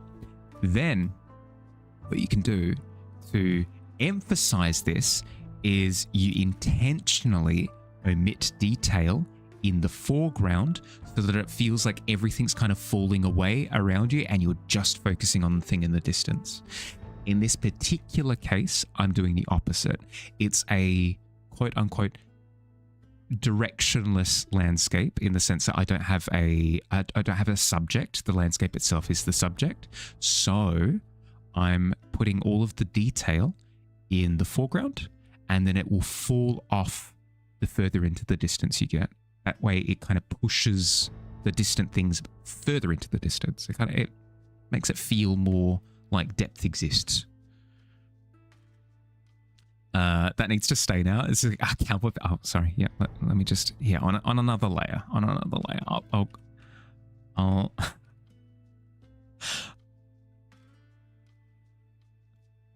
I'll play ball on another layer.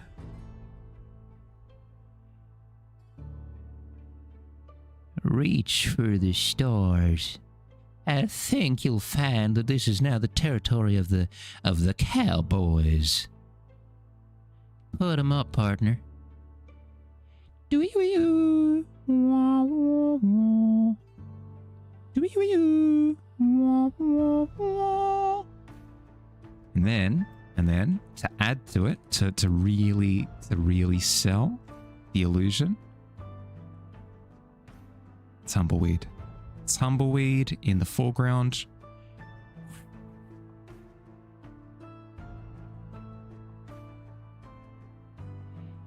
Mighty brave of you to walk these parts alone. I think you'll find that your property now belongs to yours truly. Give up the goods or give up your life.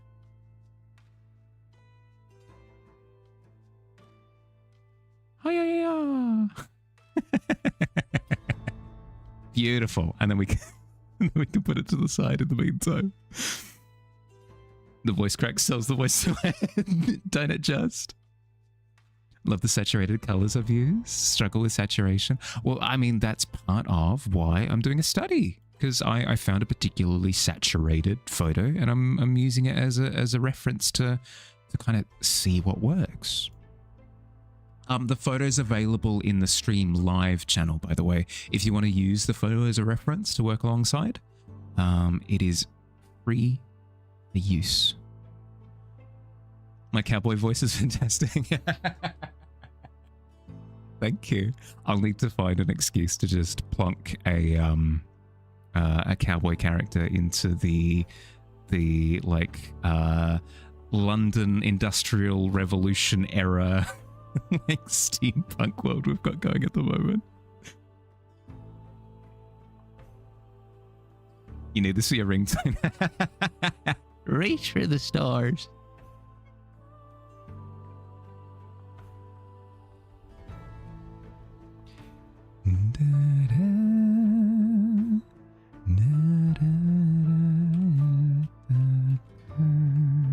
But yes, my the overarching point that I was trying to make is at some point in time, preferably relatively early on, but you can kind of make the decision while you're rendering, is you need to decide where the focus of the piece is. Once you've decided on the focus, I recommend, I'll bring up a good example of this. I say good, it's from one of my pieces, so I can only inflate my ego so large. This piece, I feel like I've done an okay job of it with. With this particular piece, if you have a look, there's a lot of detail on the knight. There's a lot of detail on this part of the dragon's face. But then as soon as you start straying from those areas, like, does the dragon have horns? No idea. Like, what's happening with the dragon's body? It's kind of there. It's alluded to, but no particular detail. Same with the tiles on the ground. Like, they're present, but there's not, like, super detail in them because all of the focus needs to be on this little vignette in the middle. I recommend, you don't always have to do this, but I recommend that if you're trying to tell a story with your piece, choose your focal point and then base your amount of detail off of what the focal point is. The performance got you. Hi Harleth, how you doing? Thank you for the follow. Welcome to the Tavern. Hope you enjoy your stay. How you doing? How's your day been? Thank you for the compliment. I'm glad that my career in spaghetti westerns is secured.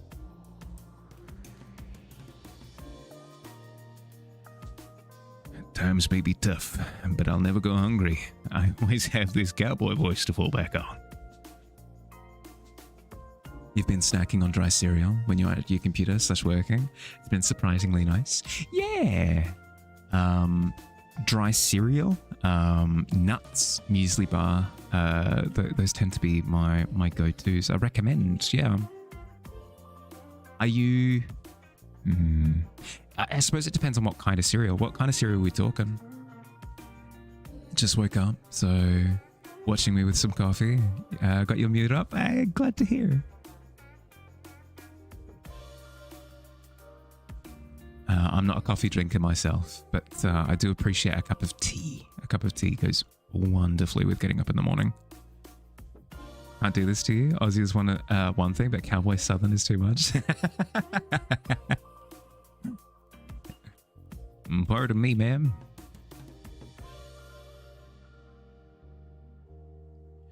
Them's the way the things. Them's the way the wind blows. Redskin peanuts, your absolute faves. Yeah.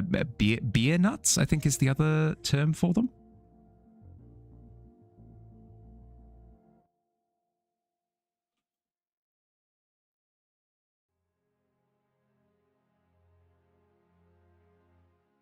Two different versions of Southern Fear. One is Old Timey Cowboy, the other is Foghorn.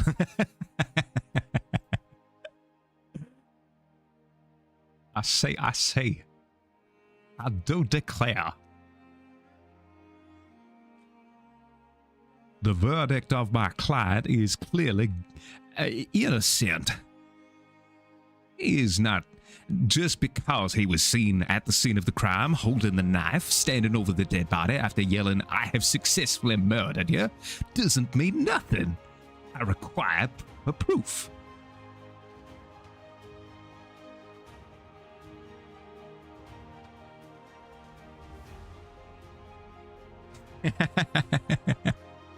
Knives Out audibly triggered. Yeah, I mean, it's Knives Out, and then, as you've said, Foghorn Leghorn are the absolute champions of Kentucky.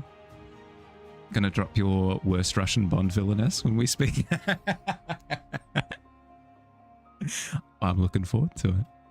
Hi, Logic. How you doing?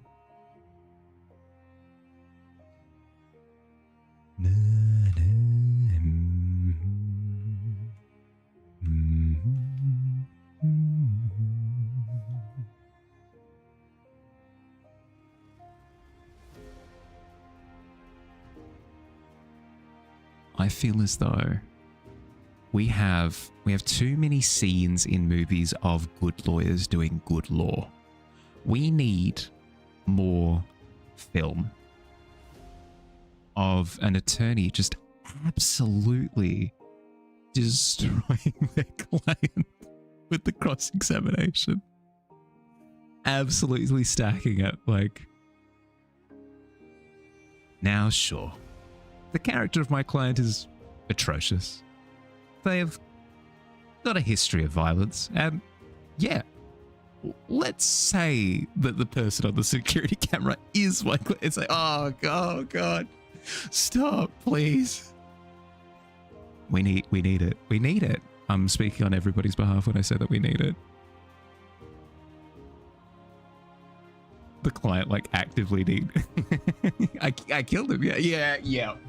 Literally the thing from it wasn't Make Some Noise. That Game Changer. Yes, so good. Now is my client a perfect man? I killed him. Yeah. Oh, beautiful. We need more. We need more. There are too many triumphant, like, pinnacle scenes from movies where lawyers are absolutely killing it. I need them to stack it. I need it. Did I watch She-Hulk? I did not. Wrapping up for the night. But you'd say hi and leave me for the look. Thank you. I hope you had a good night, bud. Get good sleep. Rest well.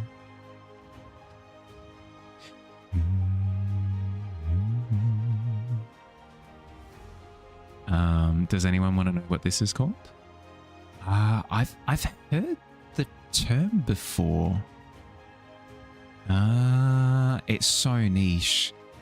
Is it key something? She stacks it in some of her trials against someone else very good at law. Oh, that's fantastic. I might need to give it a watch then. Hi, Ghoulie. Hey, doing, bud? Good morning. Good evening. You are up very late. That's all I know. I hope you're doing well, bud.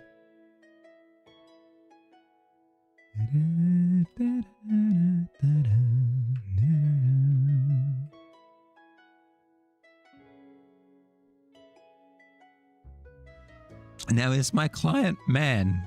No, but he'd do this now because if he promised he would have. It's just absolutely pouring with sweat the entire time. Make it look more epic for both the CCTV and the camera he's set up for his own reels. dabbing at his brow, just shirt collar absolutely drenched.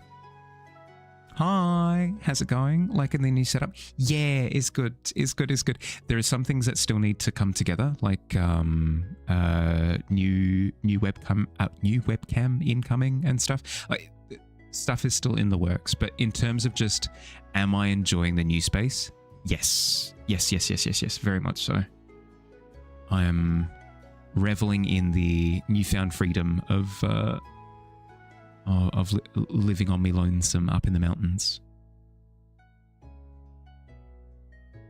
Hermit life acquired.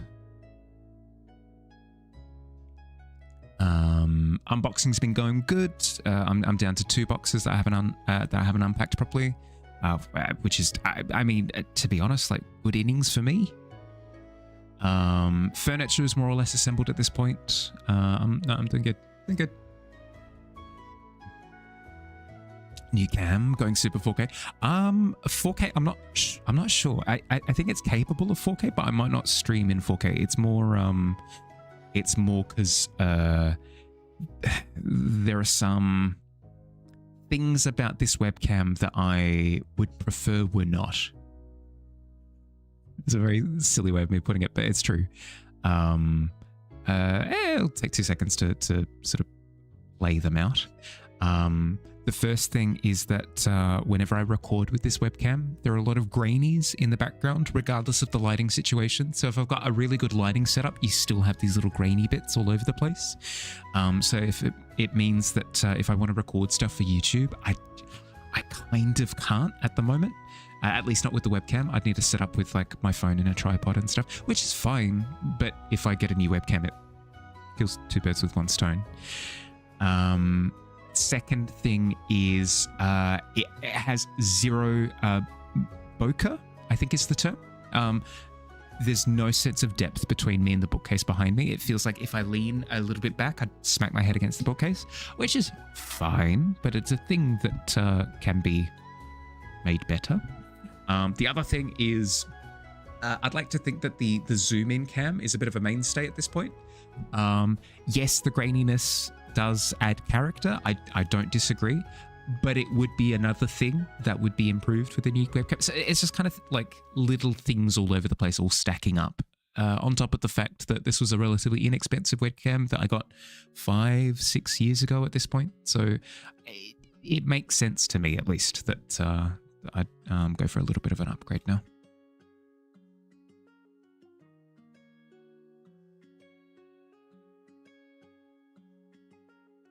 Again, like very much so like a luxury decision that I have made. It's not something that I need to do. But I at the very least hope that, I don't know, it'll be something that will be enjoyed.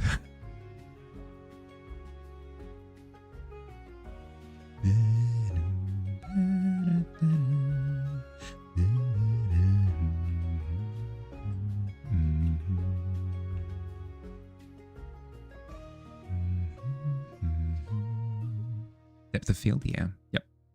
Notice the trembling in the description there? Of course.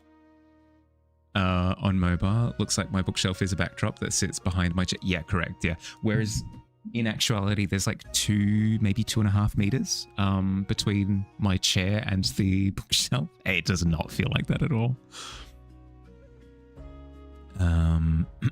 Progress is good. Yeah, yep. I feel like I'm in a really good spot now. I feel like I've got no excuses not to do good things. If I'm using an NVIDIA GPU, NVIDIA Broadcast will solve almost all of these issues. Digitally, yes. I fear that it would be too much for my PC to handle the processing, but then also running all of the exorbitant things that I want to be processing on OBS as well. If it's in cam, it's one less load that the GPU has to handle. Plus, I've heard that there's a night and day difference between the digital blur and I did check it.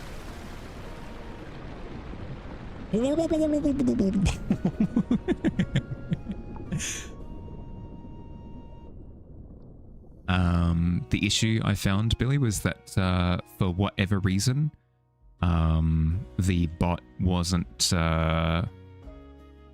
making the source visible and then hiding it afterward. It just wasn't interacting with the source. So I like went through and turned it on and off and like restarted my computer. As part of that process, it suddenly just started interacting with it again. I don't know what fixed it.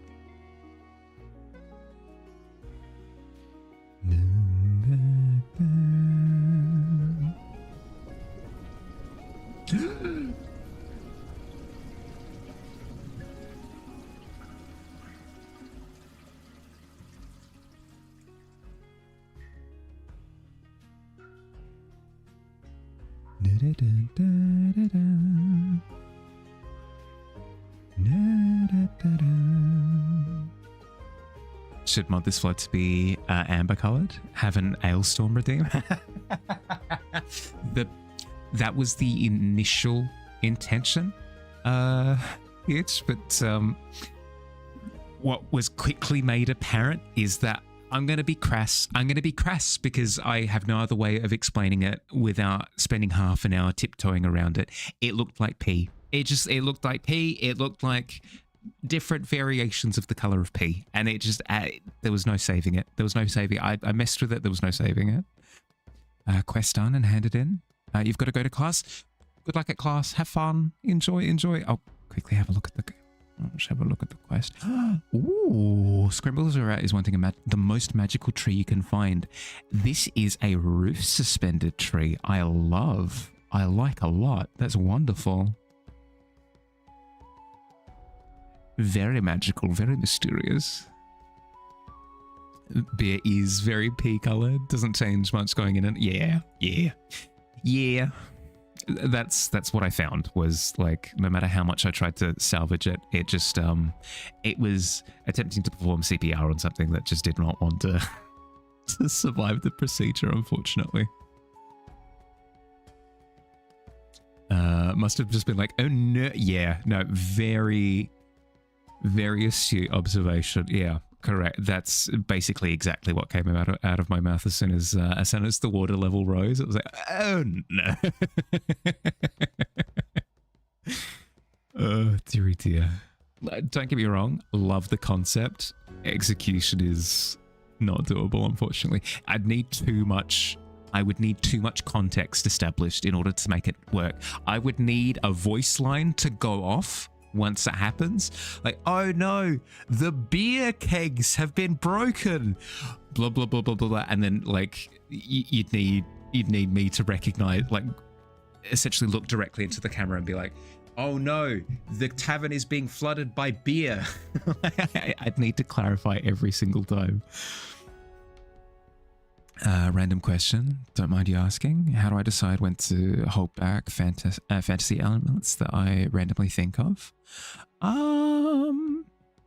It's not necessarily a case of hold back per se. I can't speak to authorship. So anybody authoring a book, wink wink, nudge nudge, if you want to speak on the matter, please feel free. But in my case, when it comes to like D&D prepping and stuff, and then deciding on things for the tavern, it's less a case of holding back and more a case of needing to make decisions. When you decide on what kind of world you're going to create in, you could do anything. It could be fantasy sci-fi. It could be dragons with lasers. It could be angels on the back of demons, on the back of tornadoes. Like, it could be anything.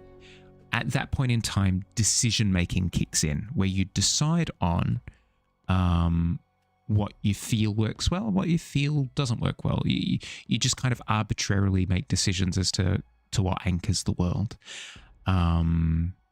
Yeah, so relatively early on in the process, you kind of decide on what the vibe of the space is going to be.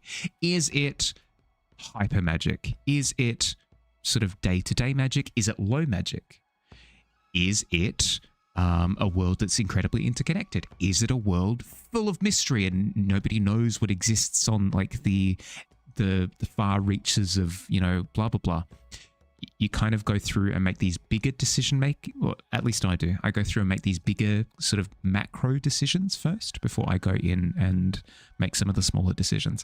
Once the big decisions are made, the smaller decisions are way easier to come to a consensus on because those other things ground the smaller decisions. So do I want a unicorn with a flamethrower to run through this area? Well, no, because I've decided that it's going to be a low magic system with no technology in it. So that immediately kind of disqualifies that decision as a thing that could be introduced, right? So once you set up the guardrails, it's a lot easier to be free with your decisions because you know what breaks the rules and you know what doesn't. So as long as it doesn't break the rules, you can kind of play around in the sandbox however you like. Backup idea, bloodbath. Potentially for like a Halloween stream or something, hell yeah. Really depends on what you mean by holding back. What causes you to hold back? Does it not fit your idea or the story? Or that's fair. That's fair. Yeah, it could be different things that motivate the feeling of needing to execute self-control. Unicorn with a flamethrower would be fire, literally. If it's low magic, tech like that makes sense. Sure. But you know what I mean. Like in terms of... but I did say low magic and low tech. So it passes one test, doesn't pass the other. Yeah. I try to make the big sweeping decisions ahead of time. That way I don't need to sort of like cry over every single decision that I have to make because like all of the infrastructure is in place. Of course. Are you working on a project at the moment, or just out of curiosity? You second this? By rule of democracy, let the flamethrower wielding unicorn be implemented. This sounds like an amazing prompt. Good point, actually. I have been sort of playing around with weirder prompts. We could do that for Friday, potentially. Magic plus tech? How does that sound? How does that sound for the canvas on Friday? Magic plus tech. Seems pretty interesting. Points to the timer for a break? Yeah, it has been. I should take my break. Know that I can always change it later. If the idea doesn't work out, better to try an idea and fail than to be scared to try new things. That's a good point. No, that is actually a really good point. Is try big swings and then pull yourself back rather than trying to stay within the limitations. Yeah, no, good point. Because that was what happened with my first D&D campaign. Was I was super locked into what was allowed and not allowed and that sort of thing. And it kept it really, really tight in like an uncomfortable way, where it felt like my sessions were relatively boring because it was quite pragmatic what happened next. Whereas I feel like a splash of freedom in there could have led to more bombastic outcomes. That's an interesting blend. Here for it. Okay.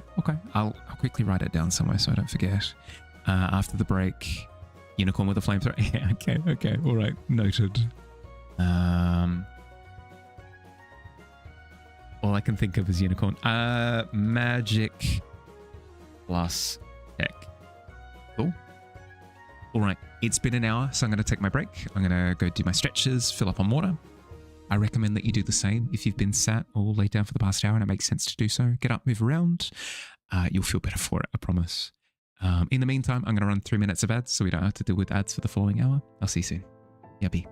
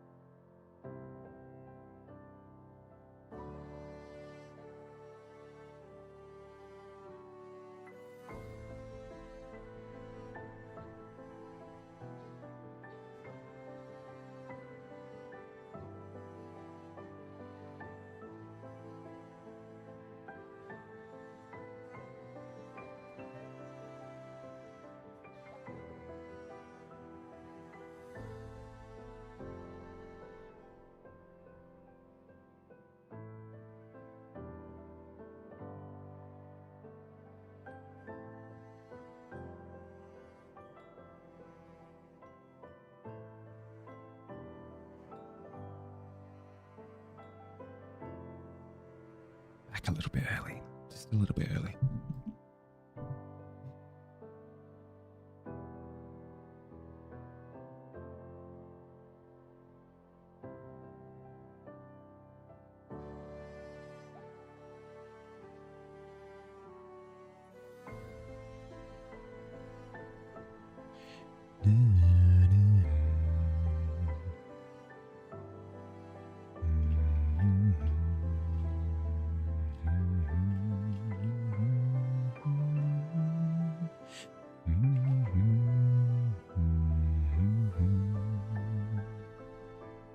Welcome back. Maybe? Oh, well, I've got two timers. I've got the the Twitch bot that says like, welcome back your community. But then my ad duration is saying that they've got another 30 seconds. I don't know. I don't know how it works. I'm confused.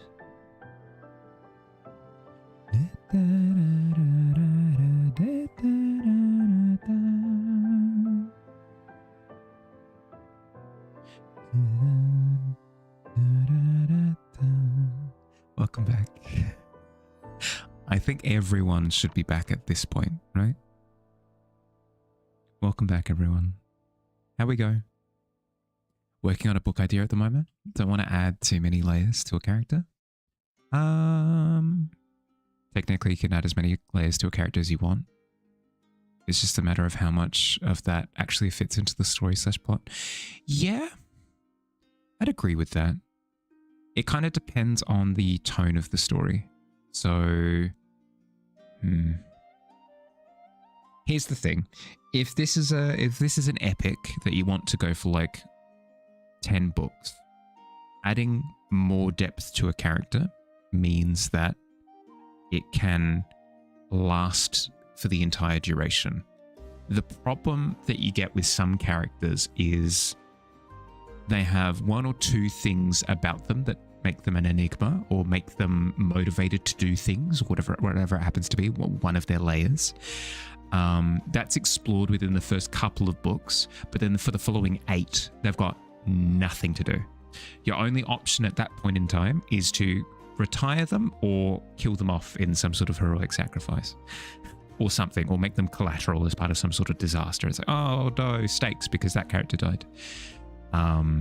Which is fine. It's a fine way to approach it. But if you want it to be more of a mainstay character to last for the full 10 books, adding more and more layers to them is fine, because you want them to explore different aspects of themselves so that they grow and evolve and go through a process throughout the entire story, instead of them being a one and done kind of character, right? Whereas if it's a single book, if it's like a self-enclosed book, generally speaking, this doesn't necessarily apply. I'm speaking out of my butt. I don't write, so take everything that I say with a grain of salt. Generally speaking, if it's a one and done book, you want as much complexity to them to make them interesting, but you want their main trait to be explored by the end of the book. So you don't want them to have like 3 or 4 or 5 different traits. One of them concludes by the book, but then there's like a bunch of other mess to the character. Because then, like in my opinion, characters become convoluted at that point if they're not like properly explored. You can have enigma characters. You can have like, I'm a bag of mysteries and I died not telling any of them. Sure. But if you want it to be a character that actually does get explored, I'd say if it's just the one book, have like the one thing, or like maybe an A plot and a B plot, that like an A trait and a B trait that get explored throughout the process of the book.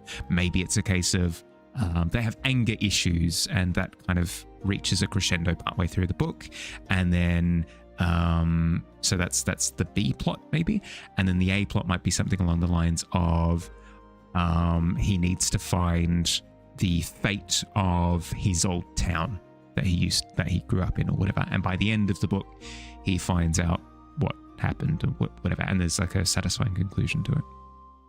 Yeah. So the complexity kind of depends on how much of a story you want to tell, I guess. So basically what Kat said, but drawn out. Time for some Witch Hat Atelier anime in bed. We'll be big lurking. Enjoy, enjoy. Have fun, bud. Have fun. Enjoy, Pixie. Have fun.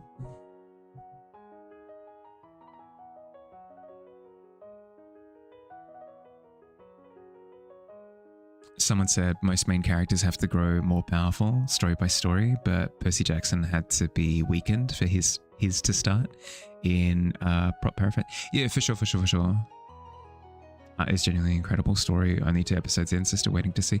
Yes, I've heard that it's really good, so I'm keen to hear more. If you're happy to share more of your thoughts, the further in you get. I'm gonna give that a go. The A-B plot situation. Hey, yeah, there you go. Boom. Again, take everything that I said with a grain of salt. But generally speaking, I tend to find that I engage with characters more when they're like that. We'll update. Yes, for sure. Hell yeah. Hell yeah. Go, get out of here. Enjoy. Heard similar to Our House. Yes. With Grim. Yeah.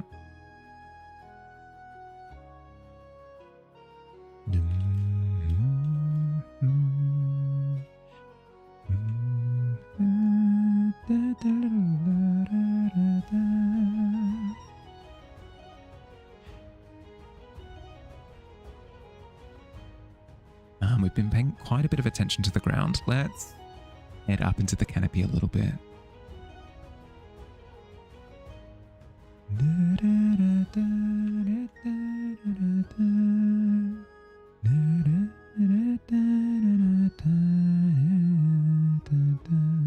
Love the way I've made the path look used.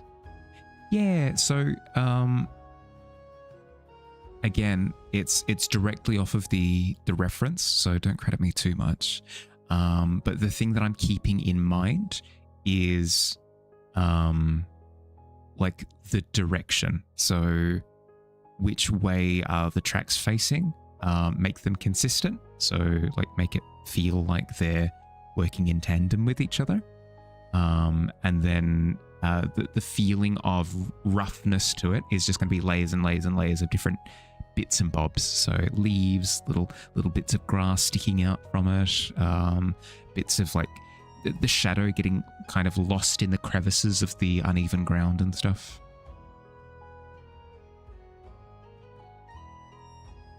I hope we're all having a good one. Yeah, always, Josh, always. How you doing, bud?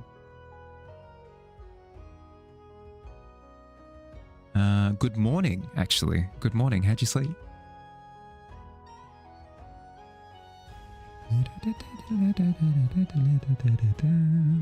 A good way of breaking the ground up a little bit as well is contrast. So pay attention to the fact that I've got like dark spots and then brighter spots sort of cutting into it. It allows you to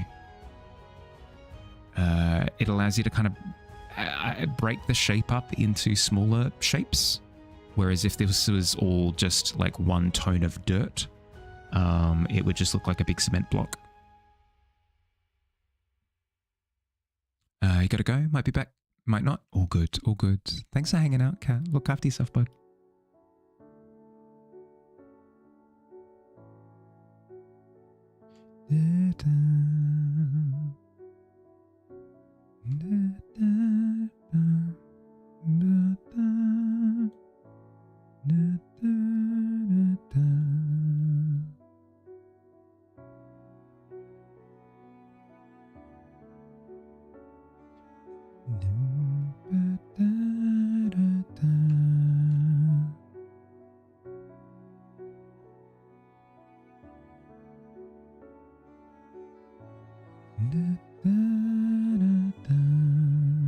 What I might do, if I get a little bit more time on it later, if I can get all of the other things done on it, I might go through with slight variations of color and just kind of speckle them across the ground, just to give that feeling of like leaf debris depth. Like you can feel a buildup of like different autumn leaves and stuff. Whereas right now it's very kind of monochromatic orange. I'd like to go through and break it up a little bit more, but let's not be too much of a perfectionist with it. It's supposed to be a relatively chill study of the photo.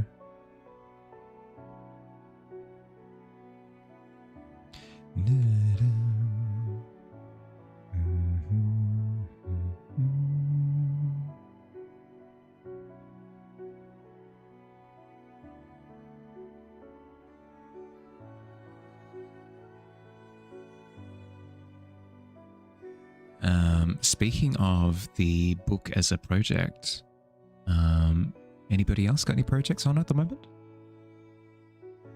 Any passion projects that are sort of floating on the side?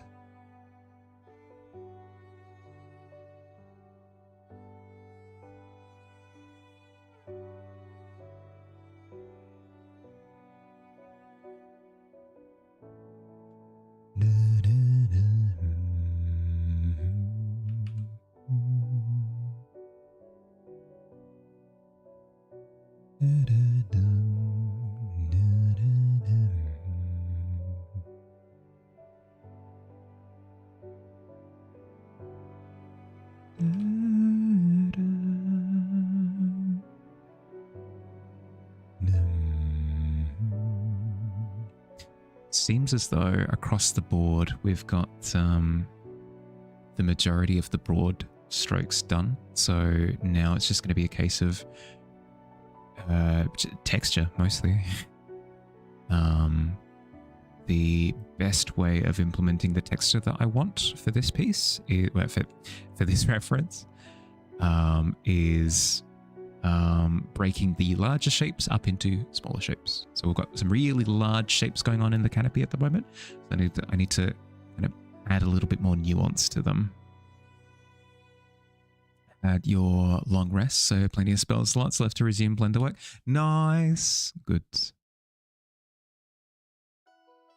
Close to finishing the tarot card challenge, but after you think you're going to focus on short original animation ideas? Hell yeah.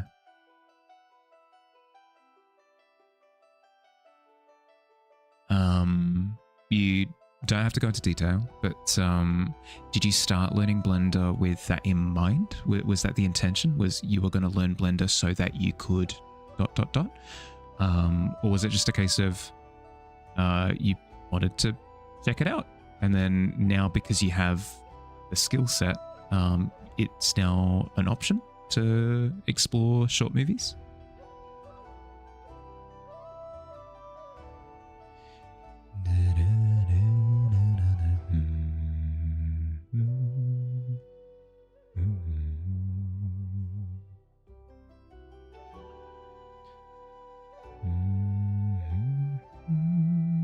If I had to explore why did I get stuck into animation?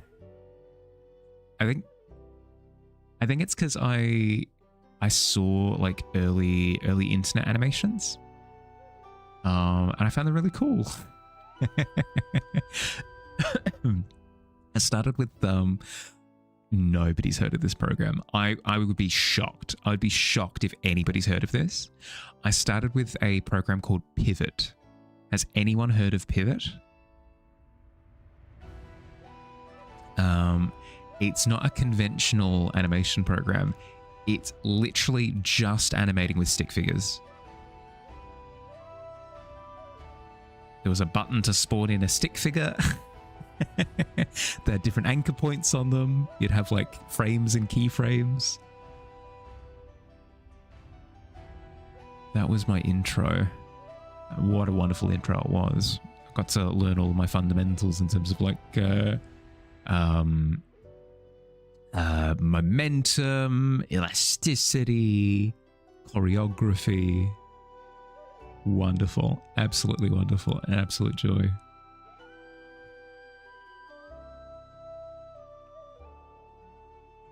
I'm so jealous. I'm so jealous because nowadays we've got so many free programs. We've got so many. Blender, amazing example of just like a program that is free, that does everything. It's basically industry standard. I know that like Maya tends to be used by industry more often, but why? Why not just use Blender? It has all the tools. Same with like what's the equivalent for illustration? Is it Critter isn't free. What's the one that I'm thinking of? There's a free art program. You had ideas for animated stuff. I had to slowly build up the skills to make them. You've been doing fan animations and art challenges to build up these skills. Hell yeah. GIMP. Yes, GIMP has like all of the digital art tools that you could ever need when you're starting out anyway. Back in my day, we had Microsoft Paint and nothing else, and we were happy. We were happy with Microsoft Paint.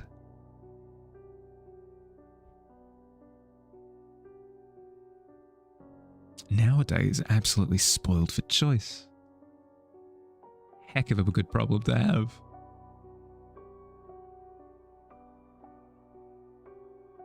Even something like video editing software. What did we have back in the... We had Windows Movie Maker.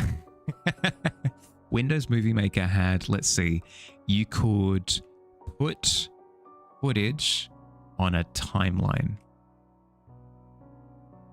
And that's about it. You could add really cheesy transition like wipe and sparkle effects and stuff with Comic Sans text over the top.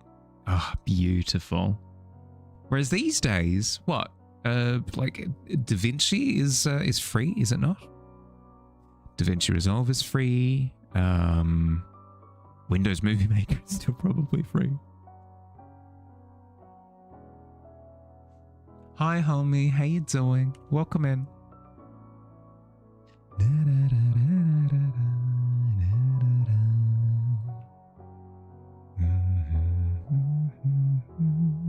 Not bad.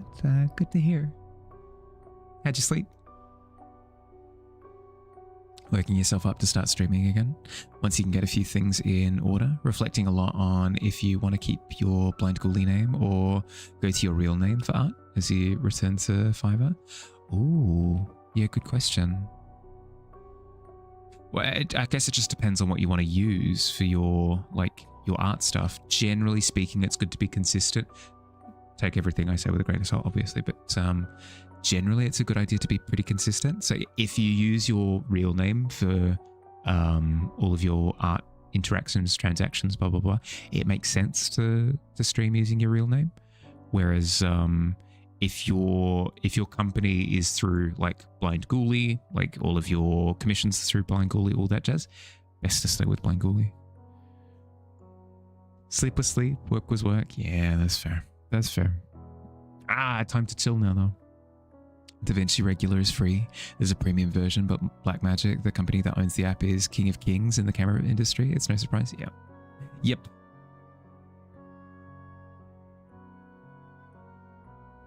Basically, what I'm saying is I'm incredibly pleased to see that there are a bunch of like methods of getting into these not even industries. It doesn't necessarily need to be from a professional standpoint. I'm glad that the passion can be pursued without there being like a weird paywall in the way. Audacity is another good example of a recording software that you just get it. It has all the things. You do all the sound design for stream through Audacity, and it does the job. It's wonderful. Like the animations back then, even as the software limitations, the creativity came through. Yes, very much so. Very, very, very much so. It's the same with home films from back in the day with like home special effects and stuff. Same thing. Massive limitations at play. But the creativity that needed to be utilized made them just phenomenal. Absolutely phenomenal. Also handling all the technical things is such a hassle. Yeah. Billy knows that I yell I hate technology quite often. Quite often. Love everything Blackmagic have used, be it apps or cameras. It's always good when you find something like that, because it means that you can kind of go forth with confidence, you know? Tech is the best. Some of the outcomes of tech are cool. Like, I wouldn't be able to stream like this if the tech didn't exist. So I'm grateful for it. But at the same time, ugh. Ugh. I don't know. Sometimes it feels like it gets in the way. By the way, am I allergic to any specific foods? Asking for no reason whatsoever. I'm not allergic to anything, I don't think. Lemon and lemon flavoring gives me migraines, so it's not an allergy per se. Like, I'm not going to go into anaphylactic shock, but lemon flavoring tends to give me headaches. And I don't like lots of sugar. I don't like lots of sugar. That's kind of like but like cookies and ice cream are fine. It's just if it's candy or like syrupy anything, then that's more of an issue. I'm gonna willfully ignore any of the contextual clues. I will remain blissfully unaware. Okie dokie. Okay. Absolutely, in terms of access, despite your personal gripes and the notable problematic unintentional effects of the design industry, Canva is good for the lame. Yeah. Because it means that it if you have the passion for it, you can pursue it. There's no like arbitrary, you can't afford this $1,000 program. Well, too bad, so sad. You can get it for free as a student. It's just, it's a, $10,000 a year student fee for this particular course or whatever. It's, I don't know, it locks people out who potentially have the drive. I don't even want to say the potential. Potential is whatever. The love, the passion for it, I want people to be able to just access it. If you want to go the distance, go the distance.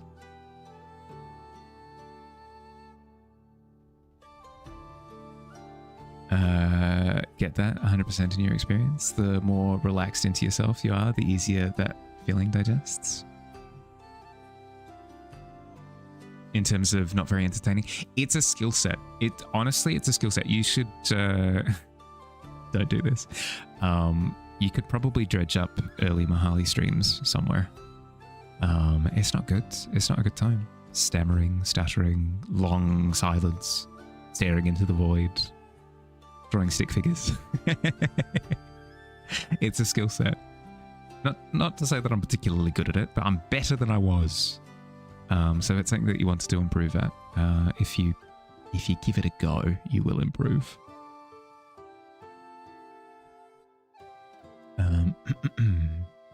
GIMP is also a suitable Photoshop clone for getting into design lightly. Exactly. Here's the thing. It doesn't need all of the features. Some of the advanced features, sure, keep behind a paywall. Especially if they're like unique features to the company. Yes, like make them like executive features, whatever. Who cares? But in order to get started, don't have there be things getting in the way. People got to start somewhere, Everyone in corporate swears by Canva, but you have the same issue with it as Apple. It puts shackles on you. But it gives you a starting point. Maybe you end up somewhere else afterwards, but at least something to dig your heels into. Inkscape is also free and badass. Yeah, Obsidian. Oh my god, I'll swear up and down until the end of time. Obsidian as an organizational app. I've been doing all of my world building and D&D prep through Obsidian. It's so good and free. There are premium features to it, like if you want it to connect to your phone and other computers so that you can like keep things like in tandem with each other. Sure, pay for the features, whatever. But for a free software, it's so freaking good. Adobe is a giga evil company. Yeah. I would say that some sort of legal shackles should be made specifically for Adobe. It feels as though they push the boundaries like way too much. And I'm not usually somebody who like swears by revenge or anything like that, but seeing a lot of people jumping ship from Adobe products, it does put a smile on my face. It does put a little bit of a smile on my face. You have to use Linux compatible programs because of married circumstances. Yeah, fair. I mean, everybody's going to have their limitations. I'm just happy that there are quite a few options on the market at the moment. Hooray for competition. Do you like Miro quite a lot? Didn't find better replacement for it. Mostly use it at work and during session planning. I recommend Obsidian if you are looking around. But if you don't ever feel like you need a change, then don't worry about it. But if you are looking around for potential other software, I recommend Obsidian. Enjoy World Anvil 2 for the building wiki is fun. Break Adobe and the Monopoly? Yeah. Yep. Have I ever tried Rebel? No, I need to. The problem is I can't rationalize it at the moment. It would just be something fun for me. I need to be, I don't know, more sensible with my purchases for a little while after moving into the new place. But it's 6 months, a year, we'll see. That's why you really like Blender. It's completely free, constantly updated and improved. Great devs behind it. Yeah, 100%. 100%. It's wonderful. You might have rolled back to Photoshop so that you could avoid the subscription. So that you had the static model. Hell yeah. As much as we whine about it, OBS is a wonder. OBS is wonderful. Yeah, I completely agree. As much as I'm more complaining about the fact that I'm forced to use technology more so than the technology itself. OBS, StreamerBot is the sort of the tandem program that's used for a lot of the thinking for stream. Both wonderful programs.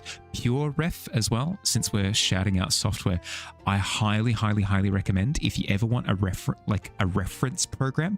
I can have this reference sitting on top of my canvas and working on my canvas in the background, and it doesn't go away.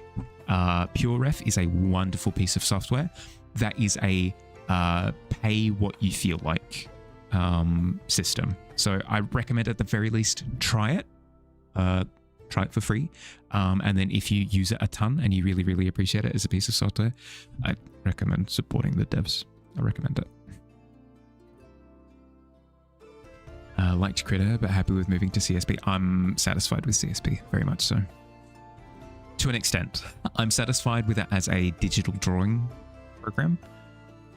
But I think Rebel would be my perfect program because it brings in the material interactions of traditional art. So I think I would love Rebel, but we'll see. We'll get there. Rebel can achieve digital art looks while other software just correct. It achieves things that CSP just can't. It just is not capable of. Not because it's a bad program, but because it's not what CSP is trying to do. Hi Bebop, how you doing, bud? Into the pit with you. How has your day been? Good lord. Stream Elements is shockingly powerful, but for being 3, yes. Yes, I started with Stream Elements before. That's tough. That's tough.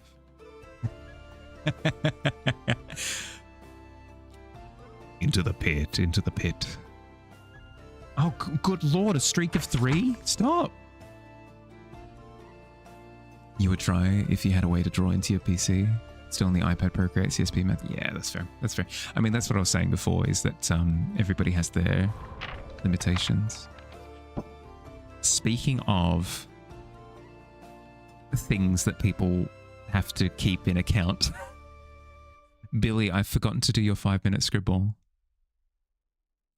Oh, Fute, you walk over to the board, you grab the quest, and you read. What's Scrimbles the Rat again? Scrimbles the Rat is wanting a scary portrait of themselves. Oh, hell yes. So, for a little bit of context, Scrimbles the Rat is a denizen of the pit who comes up to the tavern for drinks sometimes, okay? Choose at least one challenge. Style, manga/anime, technique, ant's eye view, or detail include 3 different light sources. What do you reckon, Fuge? Does this seem like something interesting? And if so, which of the challenges would you like to embark on? Is the rat actually a rat or a person named Rat? This is a rat person. So a rat humanoid. Putting kids to bed. Keen to see when I do it. Yeah, I'll wait until you get back. Manga anime rat? Yeah, potentially. I mean, it depends on what Future decides.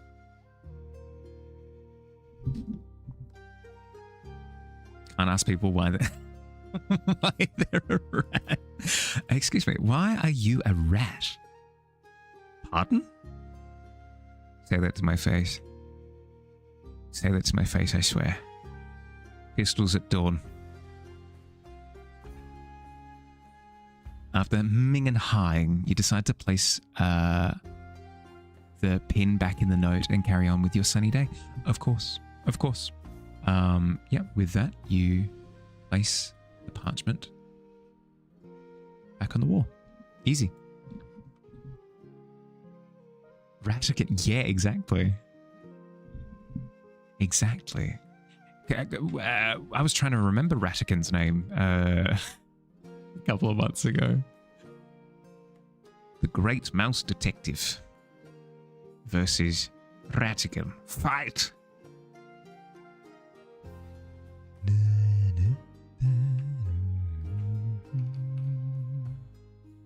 Grace Mouse Detective is easily in your top 5 animated flicks. I enjoyed it, but I will say that I've forgotten most of it.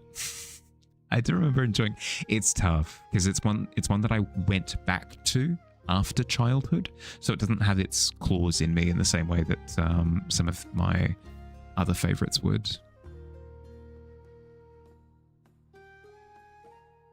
What's greatest rash? The great rat gladiator Raticus Maximus.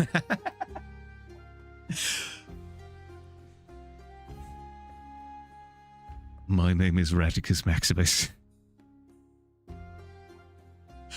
father of a trapped daughter, husband to a trapped wife, and I will have my vengeance in this life or the next. No, I'm Raticus. Oh, well, now it's confusing because multiple people have claimed that they're Raticus. Rick. My name is Raticus Maximus. You killed my father, prepare to die.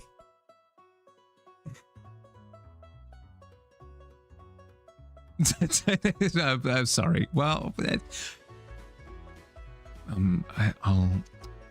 I'm sorry. I'll try to be less humorous next time. I can't help it. It just comes to me naturally.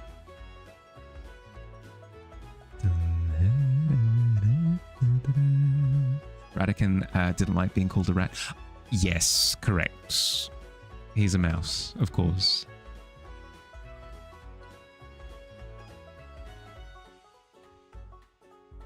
All you're picturing is Rizzo the rat from Muppets, starring in The Princess Bride. My name is Intigo Montoya. You killed my father. Prepare to die. Kind of flings himself across the room.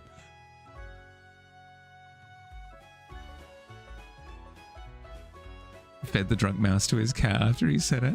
It was actually a rat. He just didn't like it. Yep. Not a bad reason. Thank you. I practice it every morning in the mirror.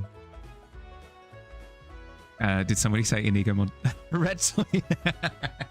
Ooh, a new color ditchy. I like the purple. The purple suits you.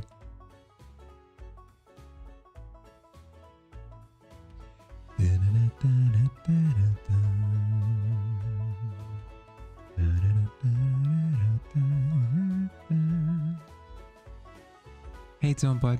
Good morning.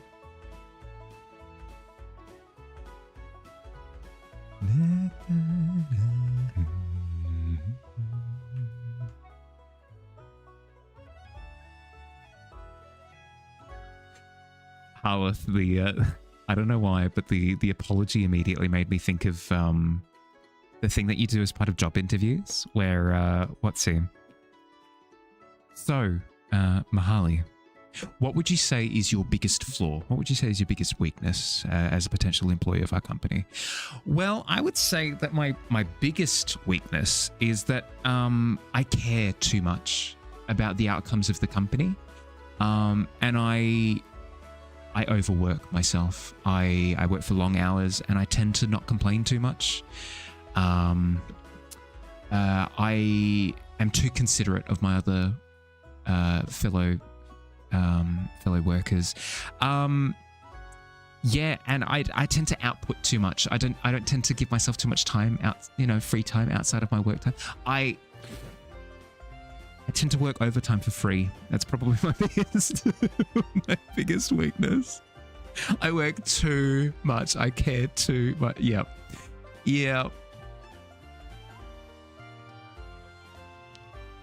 Speaks to hidden microphone. He's ready. Yeah, exactly. Help. Every time. Ooh, Chris with the regular roll. Okay, yeah. Hell yeah. Let me quickly grant that to thee. Just Chris on Discord, yeah? Just double checking. Drowning laughing under the table. No, sorry. My only weakness is that I need to sleep. Yes. My only weakness as a human is that I require sustenance. Just Chris. Regular roll. There you go. Granted. Easy. Done. When you came to your current work on the first interview with the GM, you said, and I quote, "I'm efficient as frick, but micromanage me and I'm gone." Well, it's good that you're honest at least. And clearly they've agreed because they went on to hire you. But hell yeah. I would probably agree with that actually. I do not cope with being micromanaged. I do not cope with being micromanaged at all. I find what works for me best and then I toil away. Truth be told, you didn't need the job then. They decided to offer you anyway. Yeah, there you go, boom. I mean, good, because then it means that it's a situation that works for both of you. Hi, Aiden. How you doing, bud? To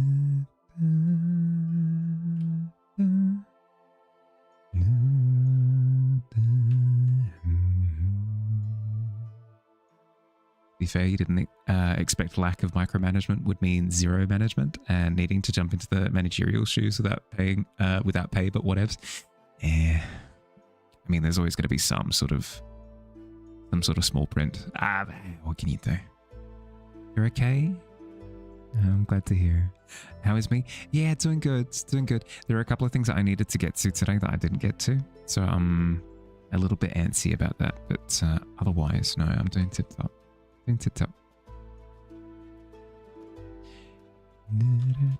I keep getting distracted by things on the ground. Stay in the canopy. I banish thee to the tops of the trees. Darest not return until your task is done.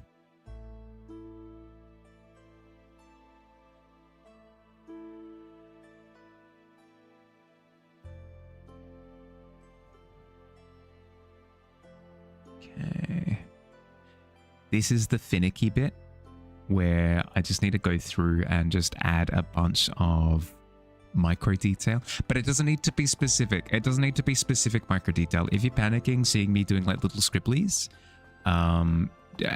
worry not. You're just essentially going through and breaking up the shapes a little bit. So I don't like the fact that this is just a big block of orange, so I'm going to go through and add little keyhole windows into the canopy to get it to feel like light is passing through some of the leaves, right? I don't need to be specific about it. I don't need to have a look at the reference photo and be like, where exactly are these little keyholes? Oh, yeah, off by a millimeter. 20 lashings. No, just the sentiment of poking little holes in the canopy gets the job done. It sells it.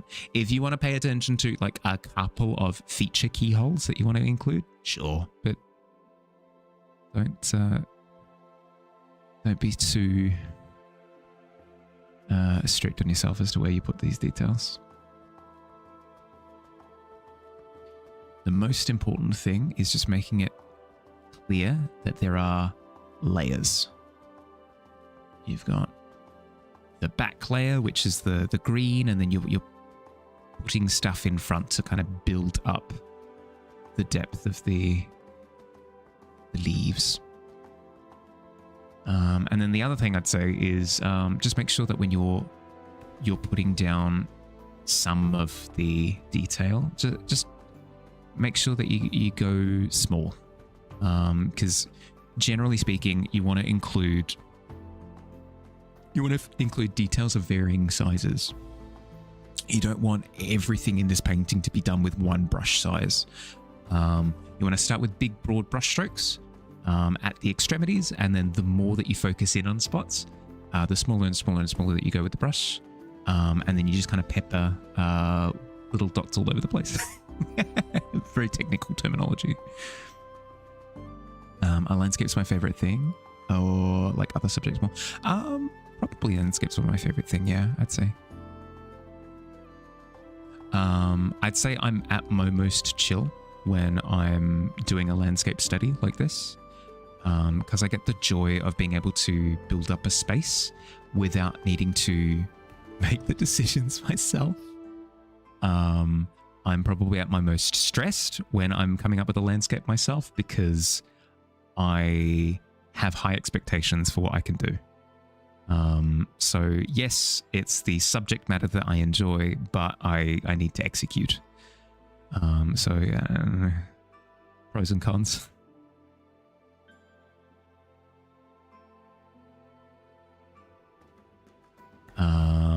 I've grown to enjoy portraits. I'll say that much. Didn't used to be the case, but very much so now. But that's because I've kind of learned tricks of the trade to make the thinking process easier. It's really difficult when you've got no idea what's going on, and you're just kind of prodding around in the dark, like face, hair, lips, one ear, can't see the other ear maybe. Whereas if you know like little rules, it helps to, I don't know, reassure you that you're on the right path.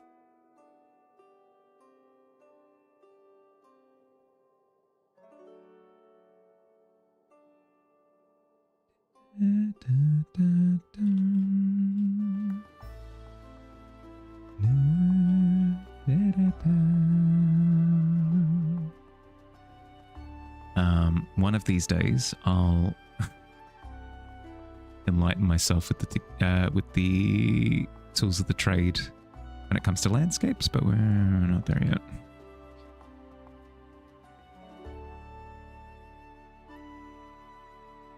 I feel like landscapes are more difficult to kind of break down into just like a set of tips, because they vary so wildly from one to another. Whereas something like a portrait, I don't know, you can be like, okay, when doing subsurface scattering on cheeks, this is what you do. When doing hair, this is what you do. It'll vary from hair type to hair type, but like the underlying rules kind of remain the same. Your husband enjoys tormenting you with boomer gooner comics generated with AI. You're wondering if it can be grounds for divorce. I mean, I'm gonna sound like a broken record, but trebuchet.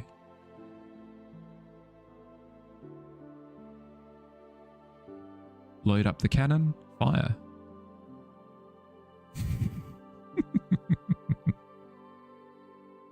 I do not condone the violence.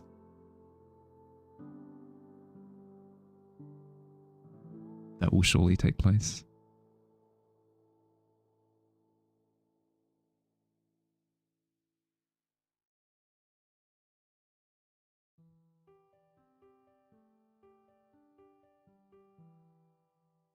Heard a real zucchini one-liner lately.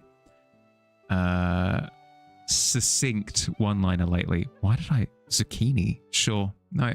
I heard a real zucchini one-liner lately. Don't give AI jobs. AI doesn't need jobs. People need jobs. Yeah. Yeah. Yeah. No, correct. Correct.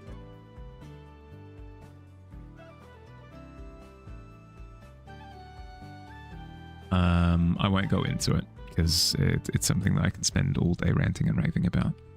But it always calls into question what the end goal is. It's like, okay, cool. Everything is automated. Grand. Now what? It's a very make all the money and salt the earth behind you approach, which just does not sit well with me.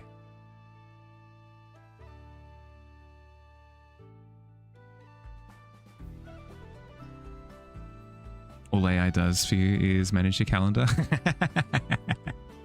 Sit in the corner, manage my calendar, and you're going to enjoy the process.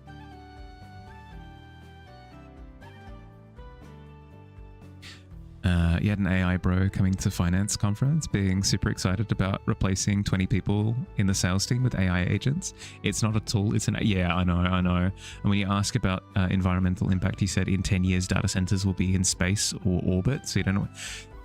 That's not true. They were saying that we were going to have like a moon base. We were going to be on Mars in 2020.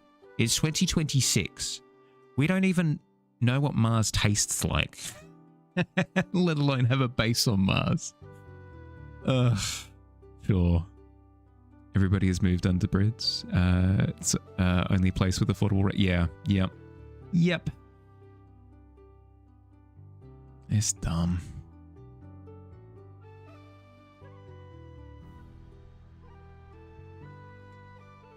An environmental impact of using AI can be countered by using European AI instead of... That doesn't... What?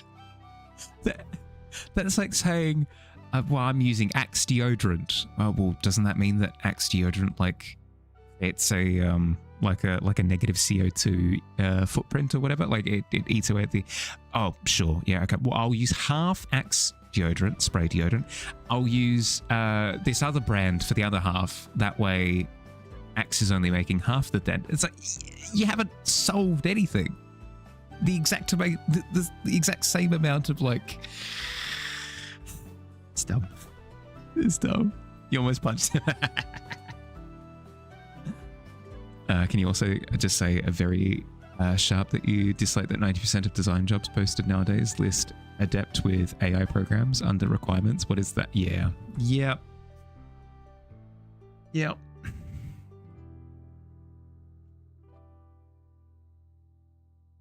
It's heckin' gross.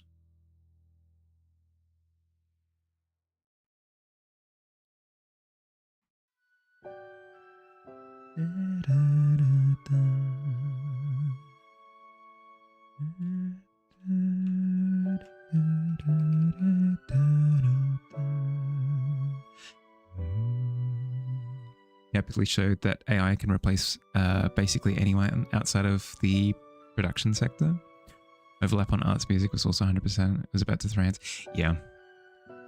because that's what I'm saying. Is I don't doubt that all these jobs are automatable. Like that was never the thing in question. But like, what does humanity do at that point? You know?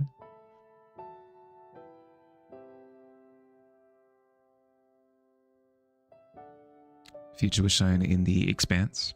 Most of the people are dirt poor, living in the slums, waiting for the government paychecks while having nothing to do. That's the AI future we're rushing to get. Already feels like dystopia when they can steal your mother with fair use clause. Yeah. Yeah. We need AI use laws written and in place, and I feel like that's not going to happen for the next 3 years. What can we do? But there's no point in wallowing in it during free time. Wallow in it when we're trying to make stuff happen, but during our downtime, while we're trying to reduce stress, no point in rolling around in it. You've been reabsorbed into Diablo 4. Oh. What happened?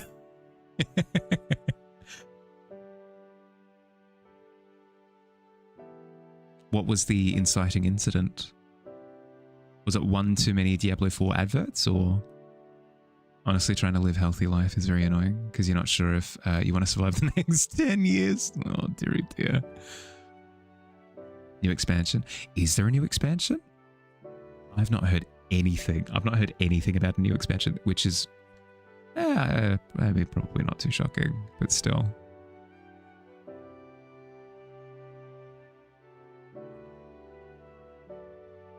How has another hour passed? Excuse me, I've done nothing except yap.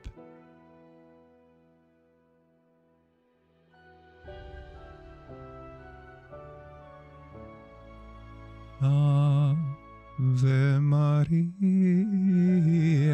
Let me mourn. You've returned. Welcome back, bud.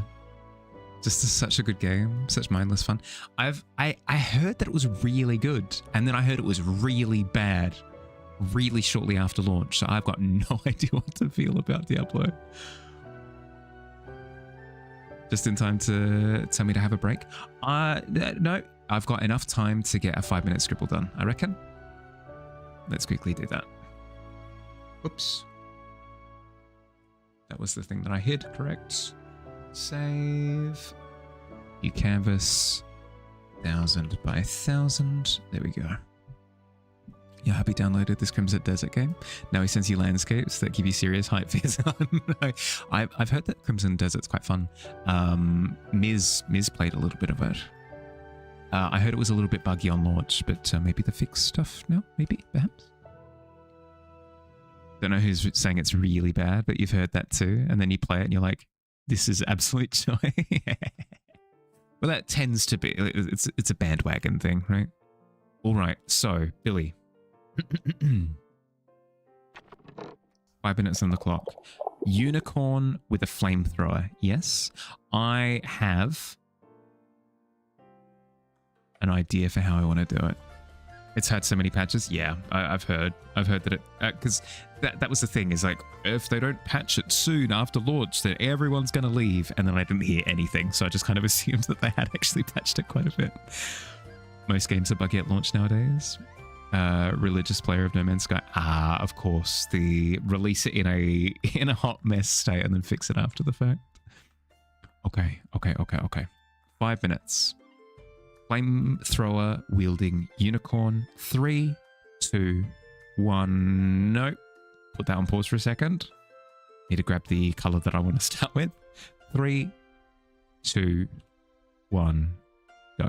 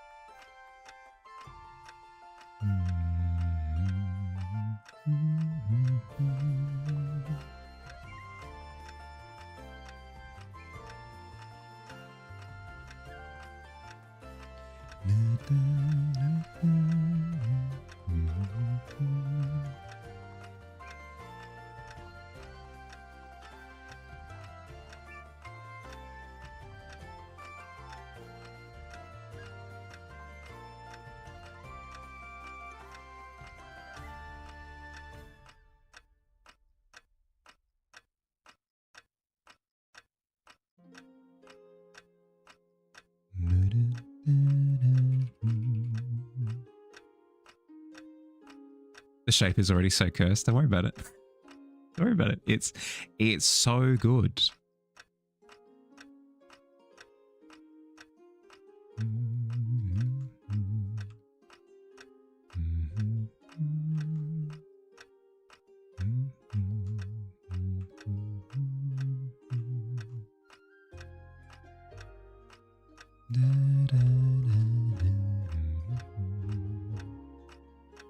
And then we need the actual horn itself.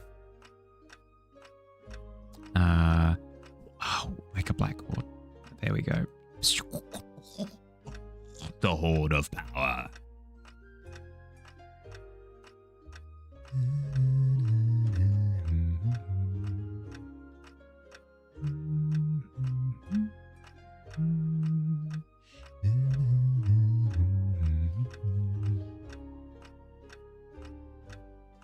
And then we have the flamethrower attached to the side.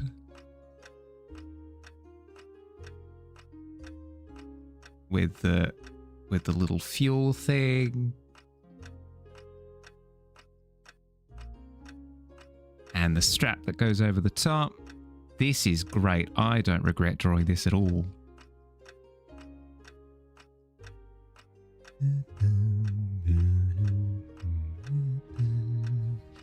And then the flame at the end.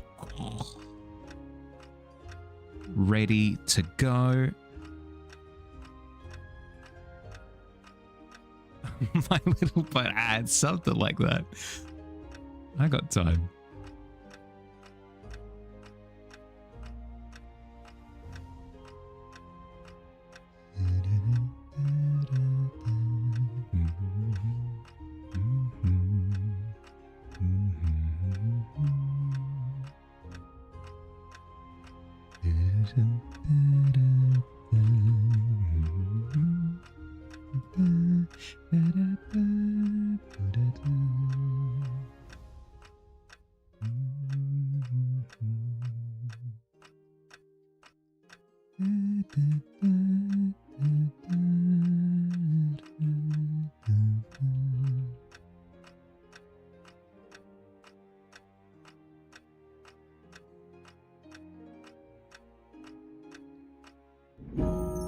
There we are.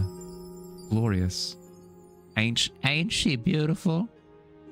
There's fire. There's fire. There's fire here. It's a flamethrower that's ready to go. Looking lovely. Thank you. Thank you. Thank you. Thank you. Great work. It's something.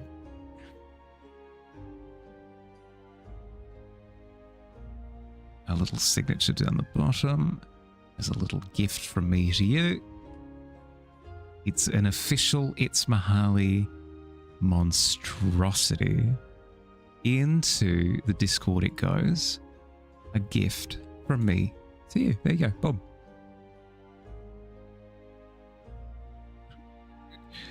Isn't she lovely?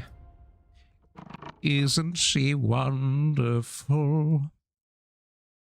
And there's the reminder for Atsu. See, I told you we had time. So much time. We have infinite time. For 5 minutes, you would have a blob with a smiley face and a horn. I'm kind of surprised that my horse anatomy kind of was there. I'm not going to say that it was flawless. I'm not even going to say that it was good, but it kind of existed.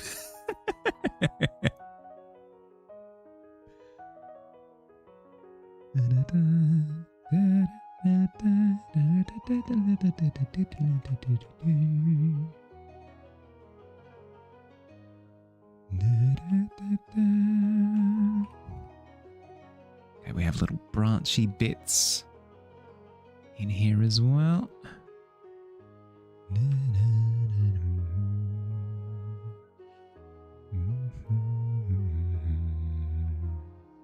Perfect timing. Yeah, literally perfect timing.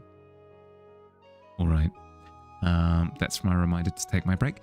I am going to get up and I'm going to do my stretches. I recommend that if you've been sat or laid down for the past hour, get up, move around a little bit, if it makes sense to do so. If you're in bed trying to get to sleep, don't. It's like go trotting around the house. I'm going to run 3 minutes of ads in the meantime so that we don't have to deal with pre-rolls for the next hour. I'll see you soon. Yabby.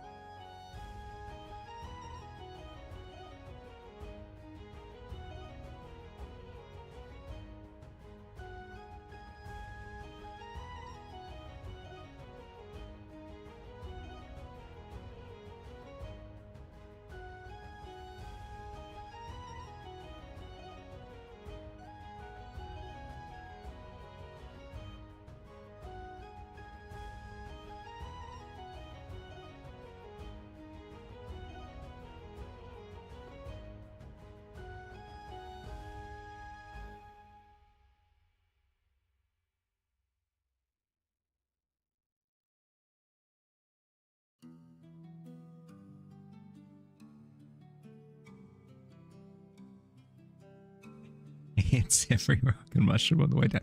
Billy, in my defense, I was standing and drinking water at the time. Okay, so like, don't worry about it. I got up. I promise. I got up. I moved around. I stretched.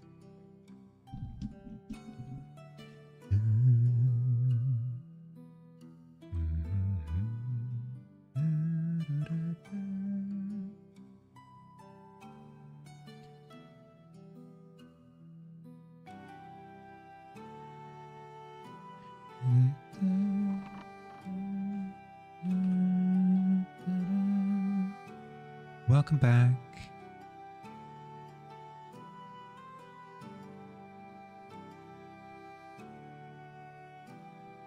Tavern stopped you from committing crimes against humanity?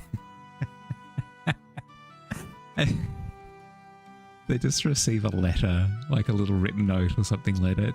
Thank the tavern that I was, you know,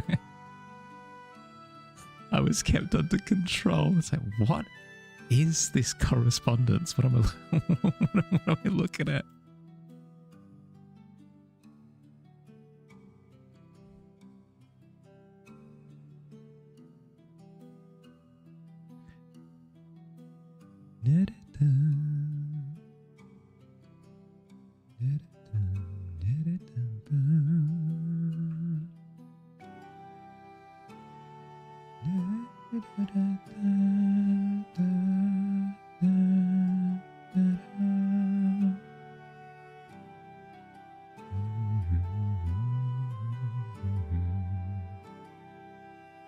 Okay, now I'm just looking to add more complexity to thing. It doesn't matter like what kind of variation I do, as long as there is variation. Both light and dark, as well as like high vibrancy, low vibrancy, different colors, that sort of thing. Try to keep it like within the general color range. But otherwise it doesn't matter too much what you do, as long as there's a lot of variation to tell you that different stuff is going on. There's a lot of like interlocking particles and leaves and branches and blah, blah, blah, blah, blah. If there's a lot of visual noise, it communicates that it's busy.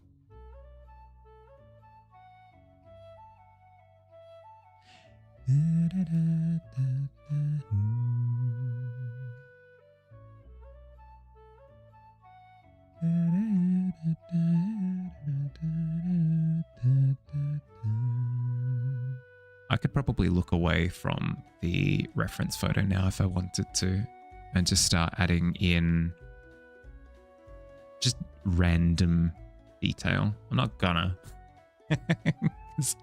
I'm enjoying my flotation device, but I feel like the structure is done. The structure is done at this point. It's just a case of adding more depth, complexity, variation, blah, blah, blah, blah, blah, blah, blah, blah.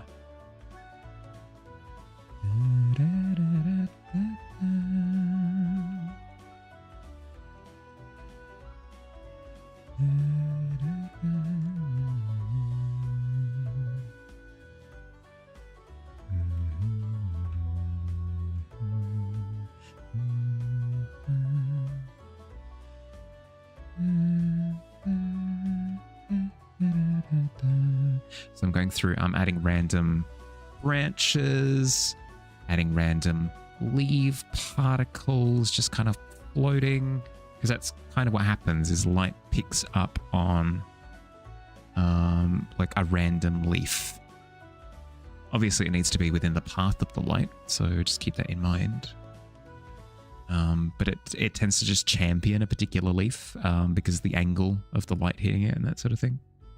So adding in little beacon highlights is cool. Do enjoy signing your mails with. Hope this email finds you before I do. Phenomenal.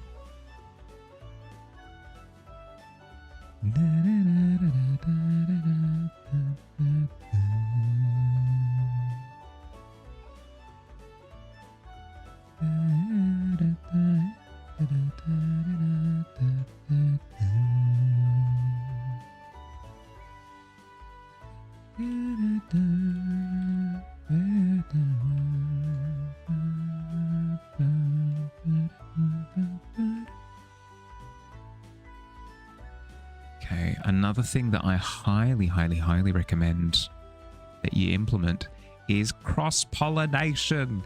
Probably not the actual term for it. Don't care. It's how I'll use it. If you are working in an environment where you've got a bunch of really vibrant colors next to each other, so like these really vibrant oranges and these really vibrant greens, I recommend take some of the orange from the path and plonk it around in the grass off to the side of the road, and then similarly take some of the grass from the side and just kind of plonk it into the path as well.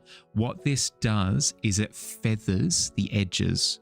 It creates a little bit of visual haze to make it so that it doesn't feel like there are two distinct sections. It kind of weaves them into each other. Creates a little bit of a cross pollination. You're a little buzzing bee, and you're taking some of the pollen. You're taking from one place to another. I was about to say hi, and then your house had a blackout. Very rude. Hi, kitty. How you doing? Sorry to hear about the blackout. You doing okay? Otherwise? Figured out how to get your music and Twitch to play at the same time, so ad breaks are much more enjoyable. Nice. So you don't have to sit there being advertised too. No, good. Makes more lively? Yeah, I can imagine.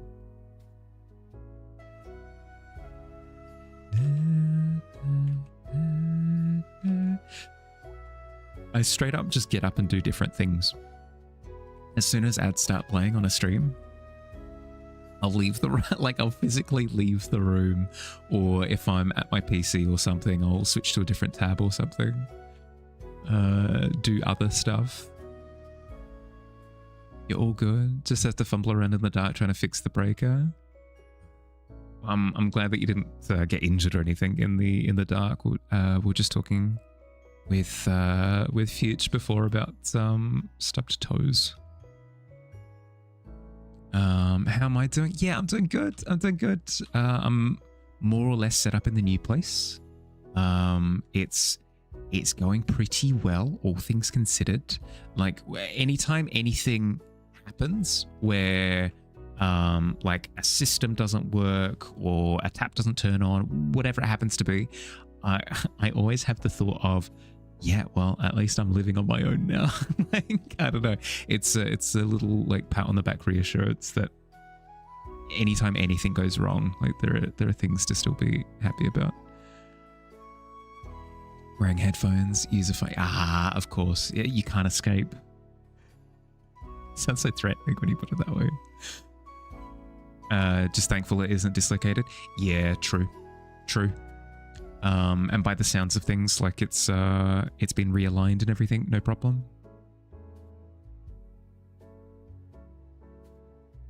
It was like a fracture instead of like a as you say, like a dislocated.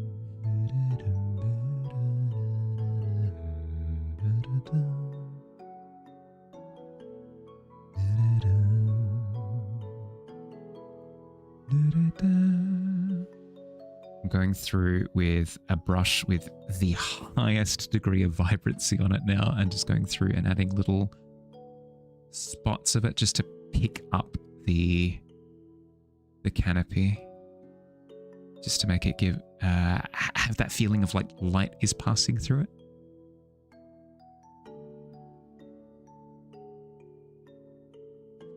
Not dislocated, but relocated. Well, yes, but by very definition, you're correct. Yes.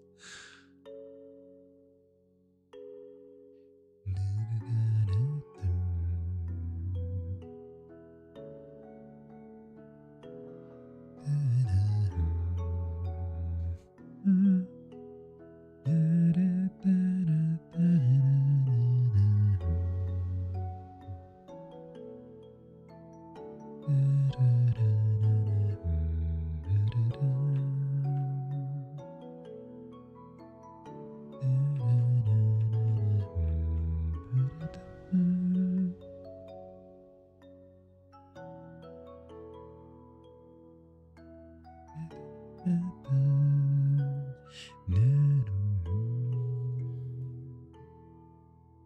relocated my hairpits 2 towns over. How'd it go? Was it a smooth transition from one township to the next?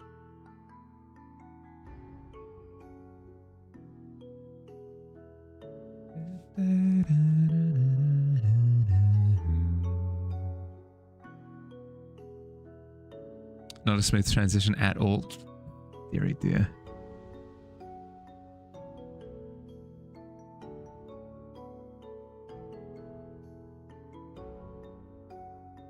I mean, we can't all have perfect hip displacement.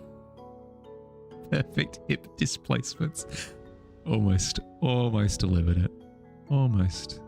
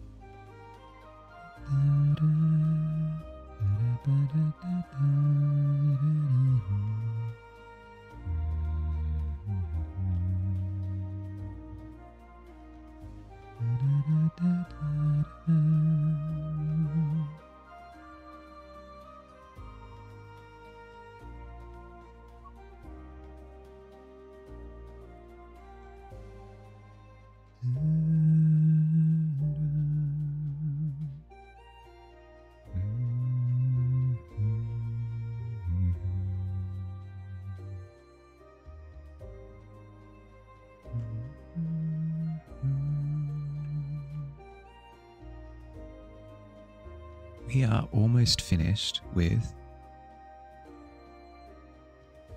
this forest path. We are almost done. Huzzah.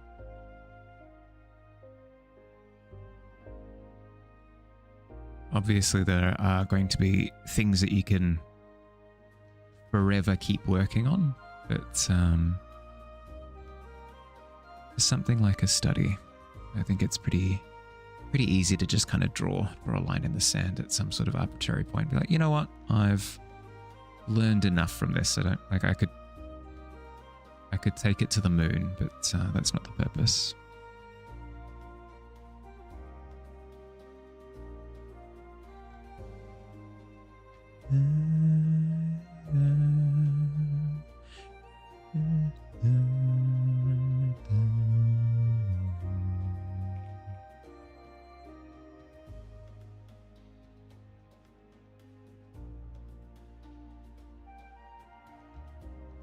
Let's take some vibrant yellow and just pick up the front right tree a little bit more.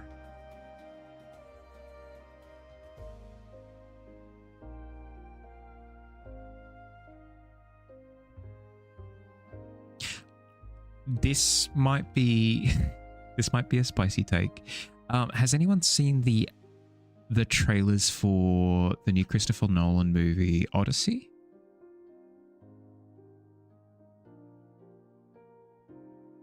This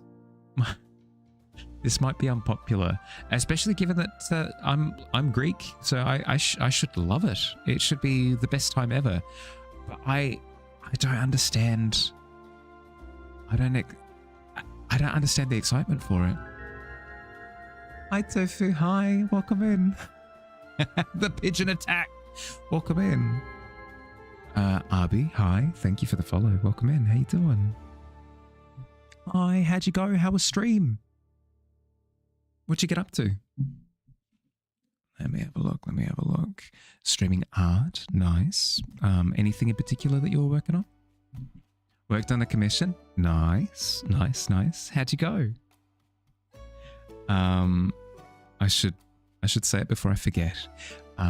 Tofu, if you've got anything that you'd like to share, I would love to see either something from this stream that you just had or a previous stream, something that's work in progress, something from your previous work that you'd like to show everyone. I would love to see. You think, well, got the sketch cleaner? Nice. Love to hear it. You can share. Yeah, yes, please. Yeah, send it through.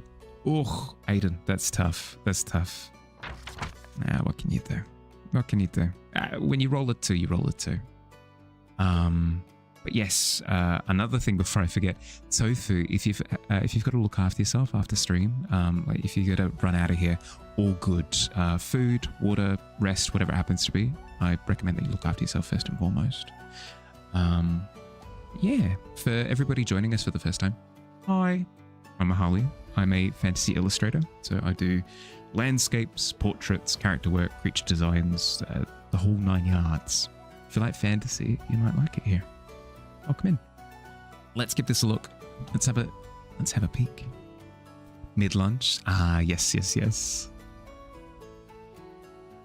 Delicious. Let's have a look. Oh, hell yeah.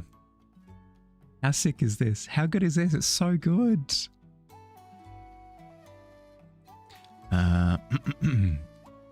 Echias, a man who achieved a lot. But Calusa's politics is as fickle as its magic, and a deep fall can come as quickly as massive success. Plans were set in motion, and your characters might find themselves entangled in them. What would they do about it? Find out more in Calusa RPG. Ah, cool. So this is for the system. Yeah, cool. I love the lighting. I love the soft purple lighting on the side just to make him pop off the background a little bit. Super nice. Lovely expression as well. No, you nailed it. Hell yeah. Oh god, and this is something that I'll never be able to wrap my head around is like clothing detailing. So the embroidery, the little accessory on the brow and everything. I can't do it to save my life. I'm so jealous. It's so good. Incredible. Beautiful. What a beautiful man. I love him. Yeah, of course. Thank you for sharing. Guys, if you haven't already, please drop Tofu a follow on both Twitch and Instagram. But yes, in terms of what we're doing today, the more you do, the easier it becomes, you think?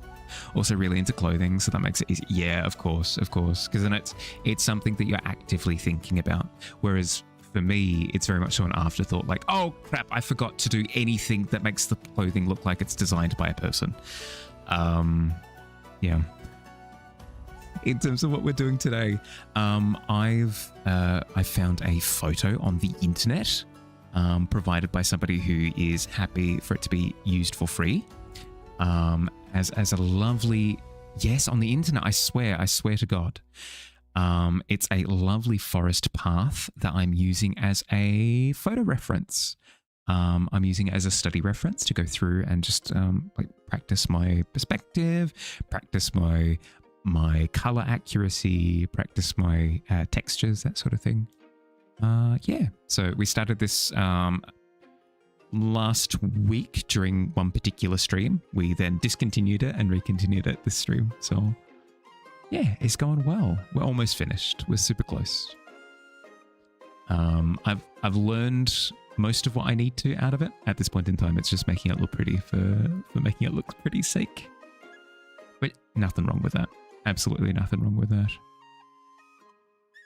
I'm gonna go make lunch. Okay. Enjoy. Thank you for raiding. Thank you for hanging out for a little bit. Look after yourself, bud.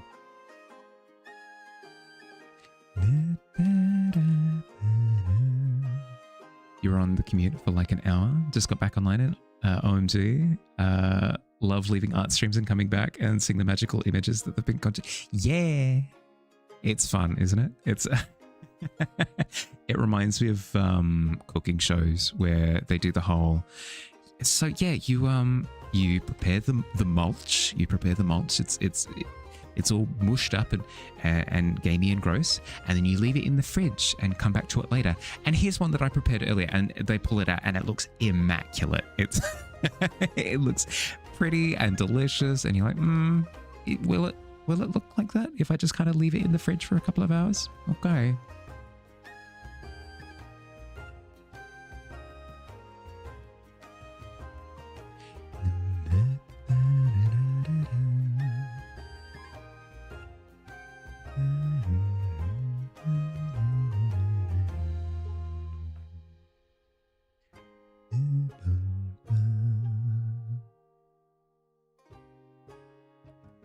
I'm just making sure to go through and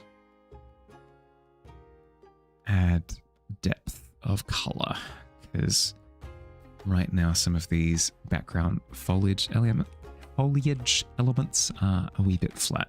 So going through with darker and lighter tones just to kind of spruce it up a little bit. Tease it, I suppose would be the term. Thank you, Alida. Thank you for the follow. Welcome in. How you doing?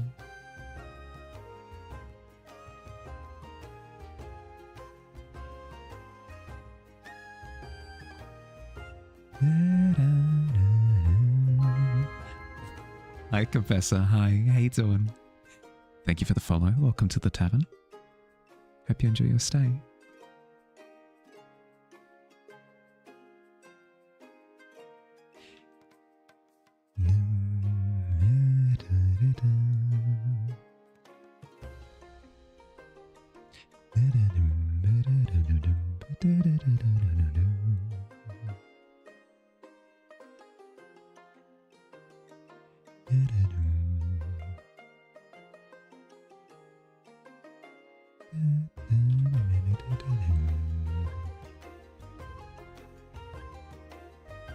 Did we have a good weekend, by the way?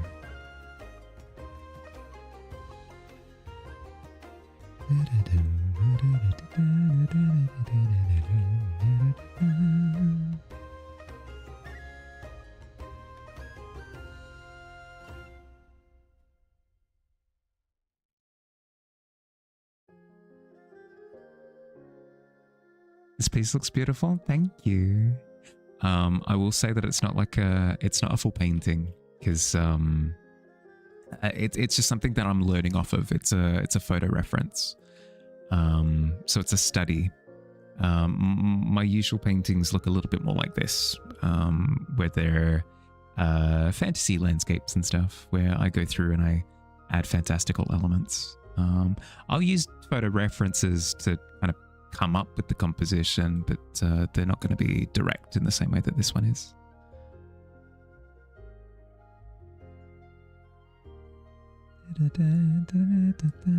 But thank you. Sorry, I should just accept the compliment. Thank you very much. I appreciate it.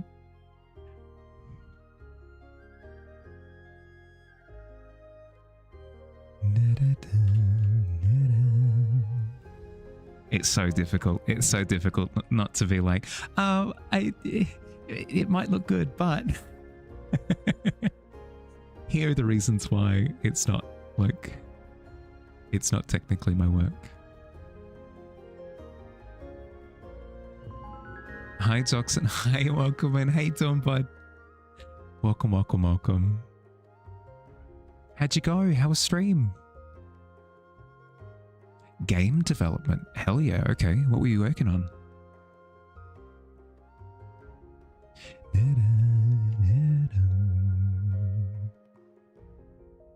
Hi. Welcome in. Did you have a good stream?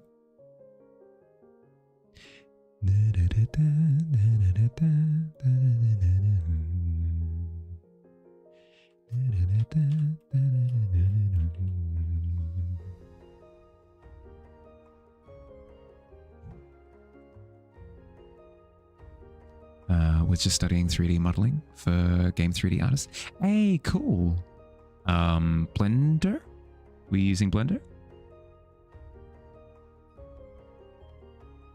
Oh, actually, no, that's more for, yeah, I was going to say either Maya or Wow, like Unreal Engine, that sort of thing. Hell yeah, that's awesome. How deep into the process are you?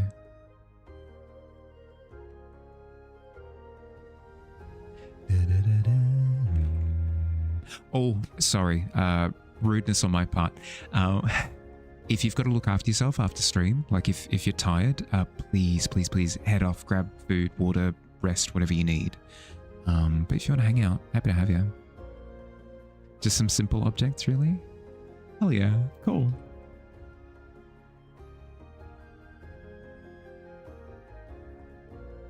Welcome back, Gotcha. How you doing?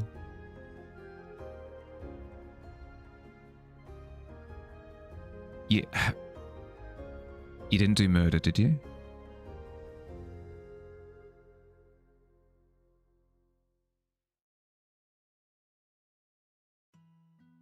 So rude. It was an innocent question. You can't call me rude for asking and then.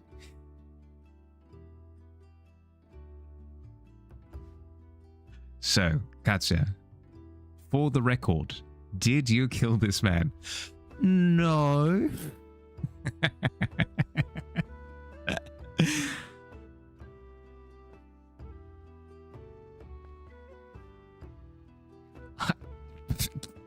Define kill. Oh no.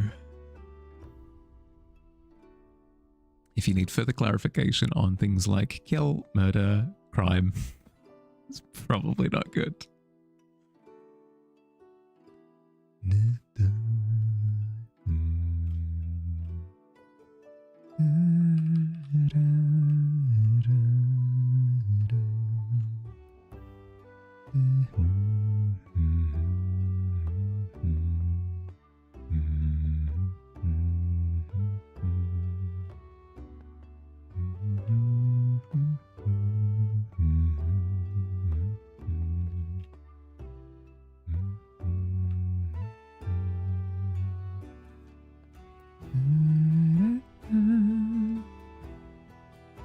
Need a little bit more light poking through towards the back.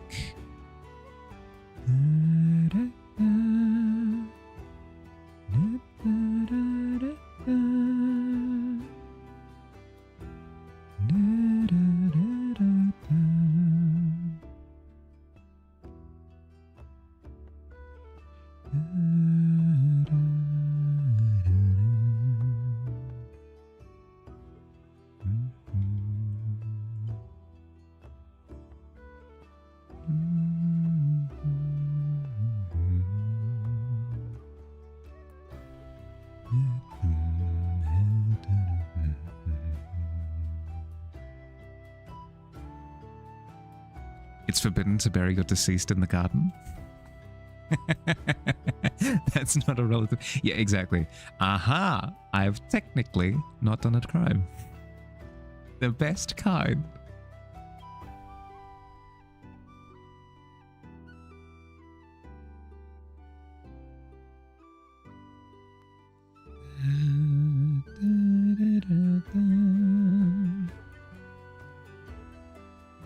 Something you really don't want to hear as part of your defense. I think you'll find that my client technically didn't kill him. It's like, oh, that's good. I reckon that's really going to win over the what are they called? The jury?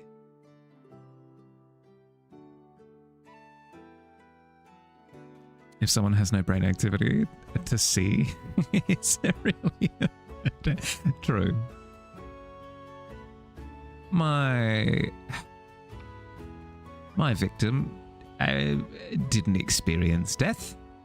I killed them too quickly. Hence, is it really a crime? What do you mean I'm going to prison? Excuse me? Hello? Been thinking about the chaos of creation? Do you have to apply to submit an artwork? Is it just simply a deadline? Are beginners welcome? Yes. One, beginners are completely welcome to the monthly art fair. Completely fine. If you want to give it a go, that's all that's required. Wanting to give it a go.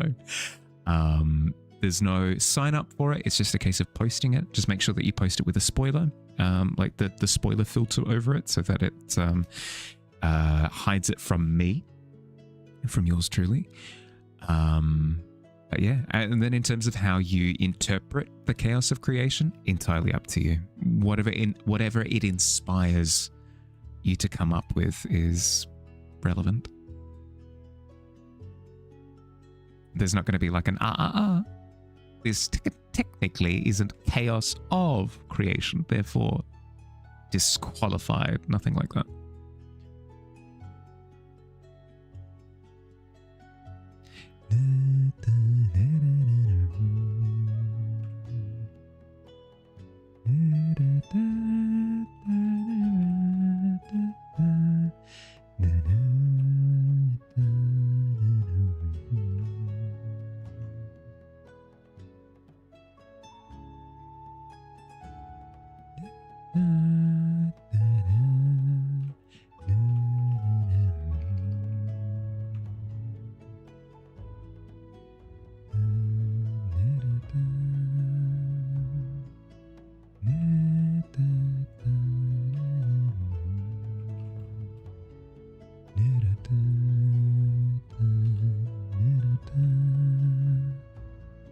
I want to blend the tree into the background a little bit more. So I'm going to go through and break up the trunk's shapes a little bit.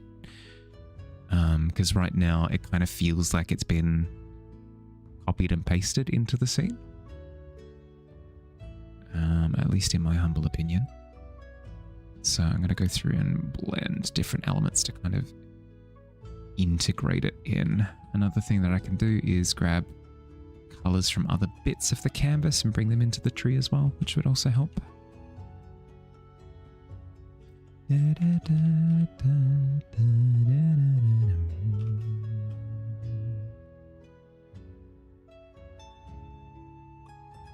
I also feel like I can more heavily push it over to the right with some heavy branches and stuff.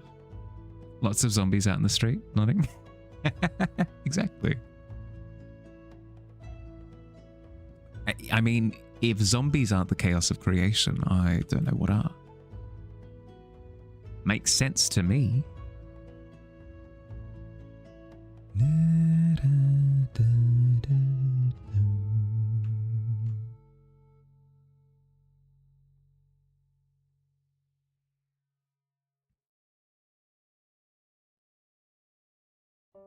Okay, I'm getting stuck into these bushes on the right with a teeny tiny little brush just to make them look more detailed than the tree that they're in front of, just to bring them forward.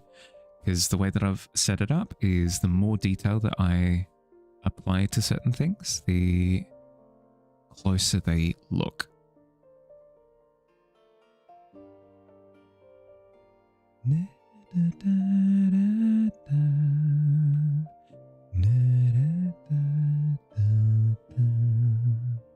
You had a zombie dream yesterday night? You hate those? Again? Wait, did this one turn into aliens again, or? How you doing, Noctua?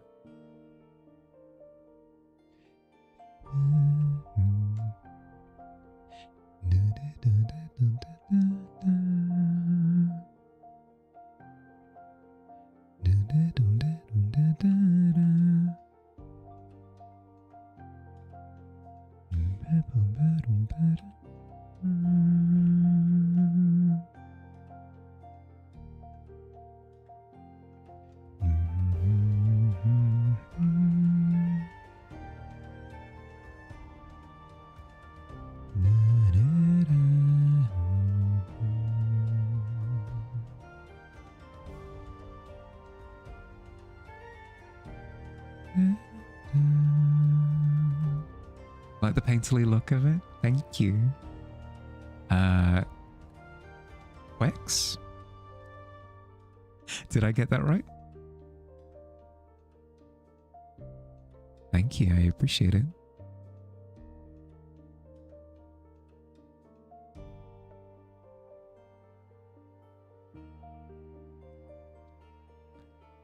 Stuck with just the zombies this time. Zombies is probably the most reoccurring nightmare thing. It's seemingly so, because this is like the third or fourth time I think that you've described zombie dreams to me. It's tough. It's tough. Hi, hello, how you doing? Hi, hello. Rain is probably an easier way to go off of your name. How you doing? How's your weekend? Look what they do. I know, I tear you to pieces. Nina calls you Rain. Okay, I'll go with Rain then. How you doing? Rins, so either one works. Yeah, okay.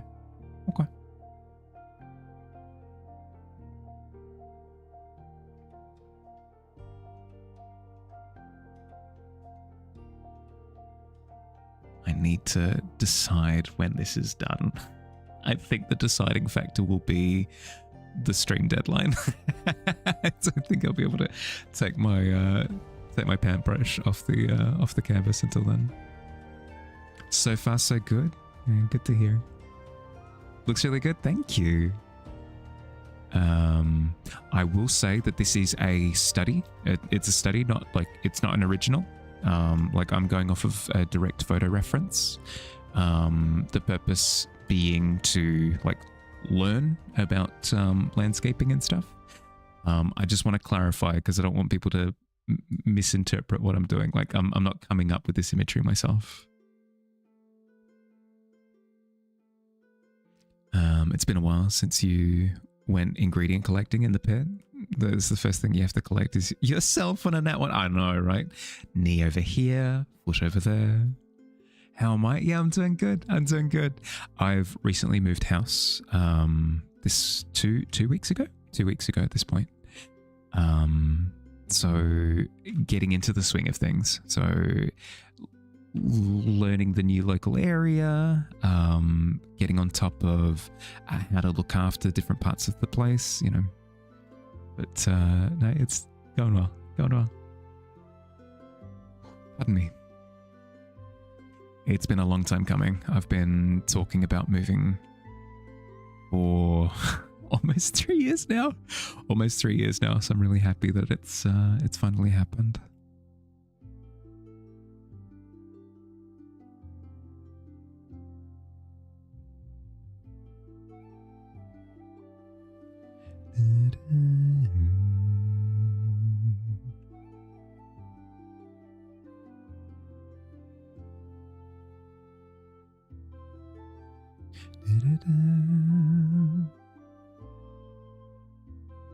Doing the same thing, but with a woman Anthony study. It's so boring. Yeah, I mean, you got to eat your vegetables, you know. It's important to do. I used to agree that it was quite boring to just kind of go through the motions, but I've gotten to a point with my studies where I find them almost meditative. It's not entirely true. Like I'm not zoning out and becoming one with the universe, but I don't know. It allows me to. It helps that I'm streaming. Back when I used to do these studies just on my lonesome, they were both boring and stressful because I'd set a 2-hour alarm for myself, and I would try and get as much done in 2 hours as I possibly could. Don't do this. Do not do this. It's not worth it. You learn a ton, but God, do you burn out quickly. But yes, both boring and stressful. Whereas at least now, because I'm doing it on stream, I can at least chat with people, you know. Tavern crawling today? Yeah.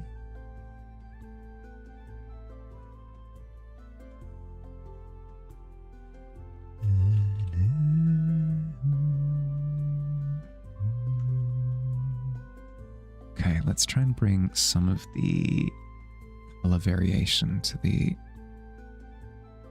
dirt to the road a little bit. Bringing in the yellows, the oranges, the greens.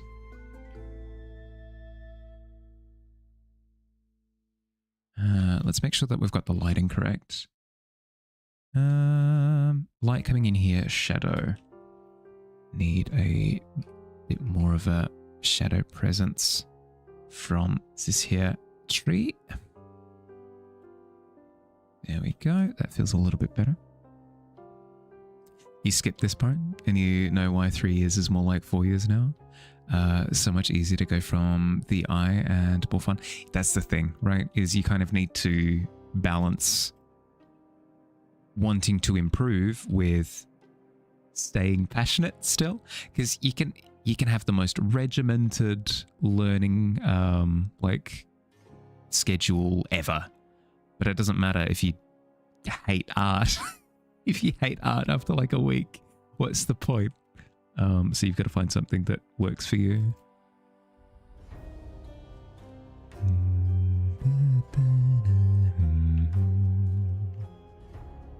Enjoying how this is coming together.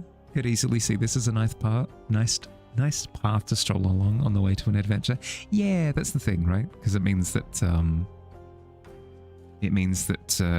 you can apply this feeling to future paintings, right?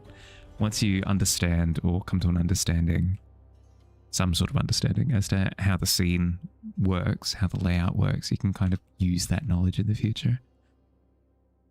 What if you're passionate about wanting to improve? Even still, I would say that you need to kind of cut loose a little bit sometimes, because that tension can lead. When you're pushing yourself, it inherently leads to tension. It does, and that tension eventually reaches a boiling point, and you eventually explode. You do. There's no exception to the rule. You need to find ways to kind of casually enjoy the hobby as well, even if it's a career.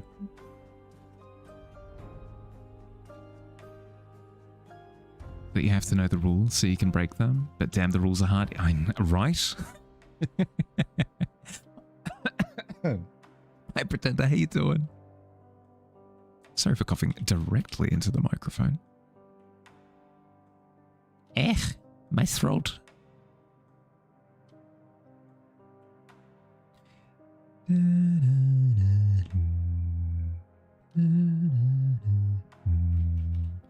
We could take some more yellows, I think.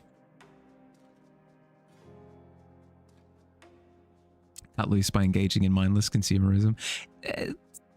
That is a method. I was going to say, not what I said, but sure, yeah. I mean, if that's a way that you find that you relax, then yeah, go for it. Within reason, obviously. No, not catching a cold at all. Just tripping over my own vocal cords.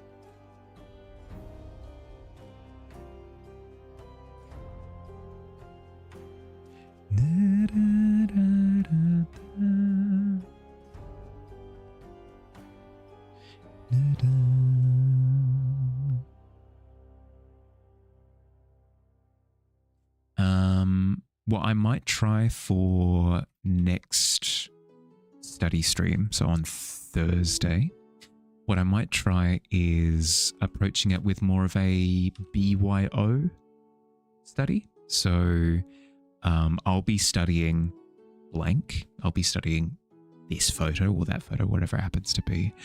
And instead of me encouraging people use the same photo as me, it could be a case of bring your homework. So whatever skill you need to work on at the time, it's a dedicated period of time where you can work on it. Potentially, that could work. You're really bad at cutting loose, you just realized?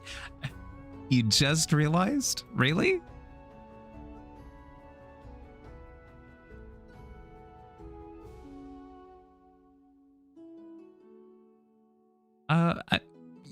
Yeah, well, I was going to say that you tend to cut loose a little bit during the community canvases, but even still, you tend to be quite harsh on yourself. Like, no, I can't possibly use this.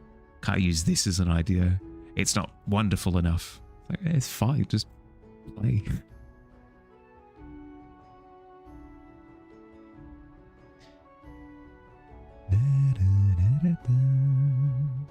Everyone clap for Digi for finally getting... No, I don't believe him. He's tough. He's... Oh, no.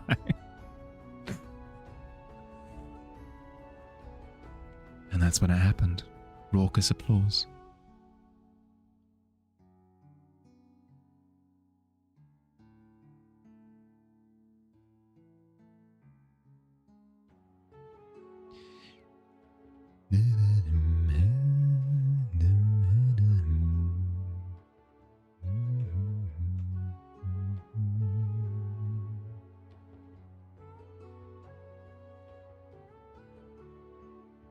Bad like the people around you did the opposite, pretend that they're helping and doing the opposite. Yeah. It's super tough. I've had that play out a couple of times in other areas of my life, and you're right, it sets you backwards. Because you get a bunch of negative associations with the thing that you want to improve at.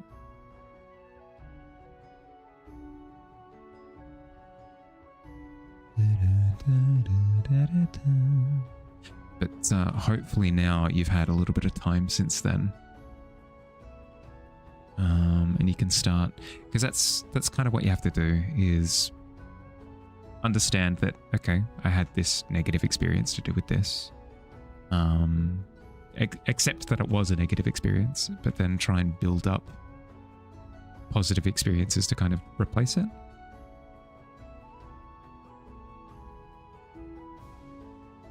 So if it's a case of you had somebody like throwing spoons at you while you're trying to like work on portraits, it's important to kind of replace that experience with people around you who encourage you to work on portraits and say encouraging things and give you a pat on the back, you know? Replace the negative with the positive. Really? Frozen River again? What are the chances? I might need to pad the playlist a little bit more. But it hasn't really been an issue until the last couple of streams. Pat on the back was when you were messing up? Yeah, no. Not good.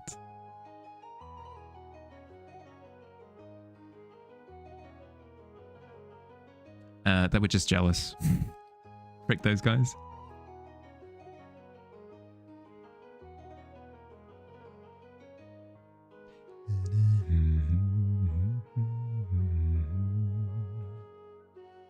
Just pure evil? Yeah.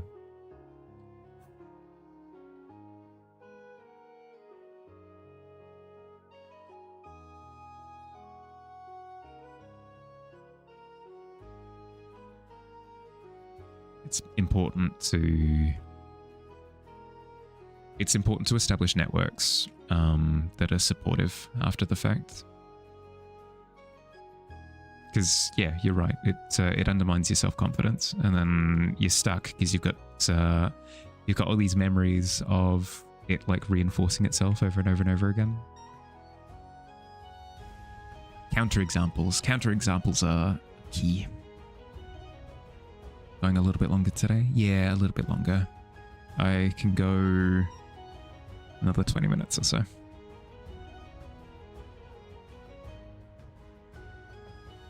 Like Josh, he didn't hide you from Rins yesterday.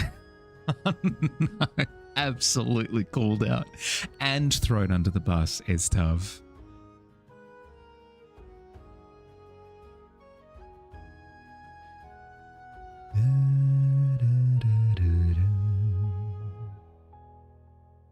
Why is he calling you to complain about the woman you complained to him about? Reciprocation.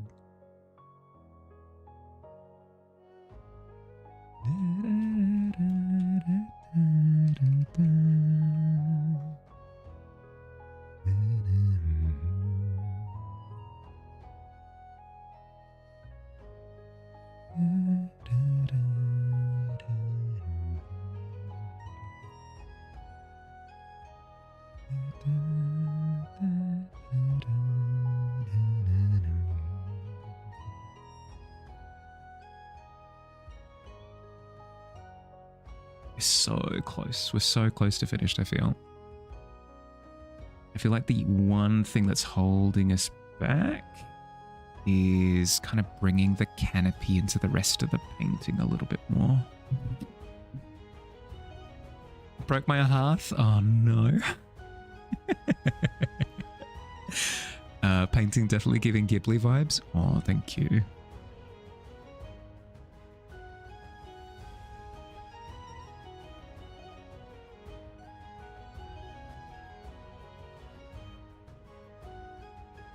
I'll try to live up to those words. Very cozy. Yeah.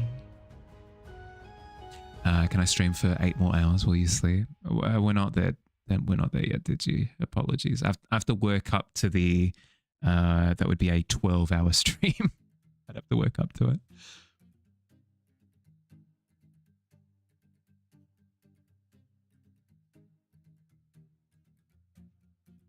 Sorry for chat. You're fine, Katya. You're fine. You doing okay?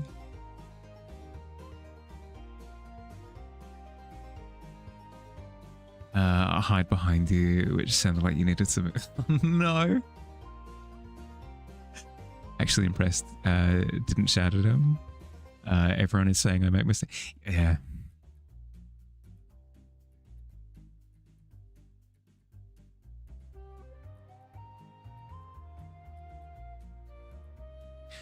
Depending on the relationship that you have with this coworker, you could sit him down and talk to him about it, potentially. But I don't know. Only you will be able to make the call.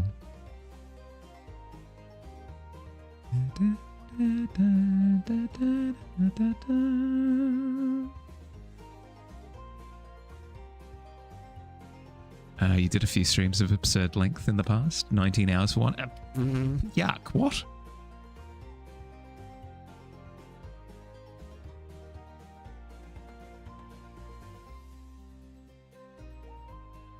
You're the most honest you possibly could be, that you have issues with him sweeping things under the rug. Is he here to save their butts from audit, not to hand their butts to external audit? Yeah. Acting like you're some kind of Cerberus. I mean, you're the bringer of bad news, unfortunately. So they're gonna see you as a little bit of a villain, even though you're the lesser of two evils. It's kind of human nature. It sucks.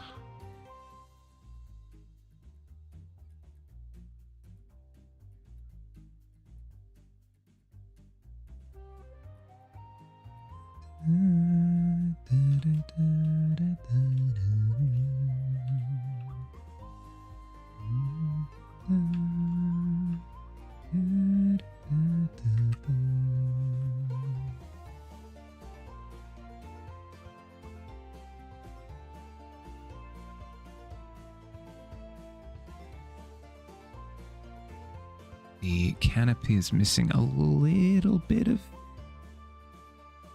darkness. It's missing darkness in its soul. I can tell.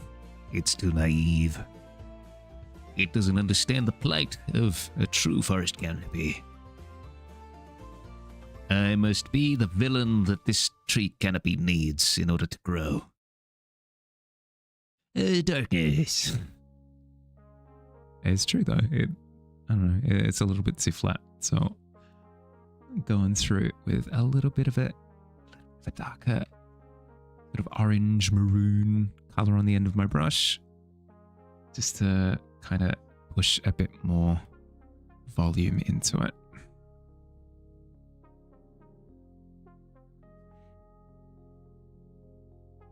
You have to find a way by yourself. Josh won't protect you. Oh, dearie dear.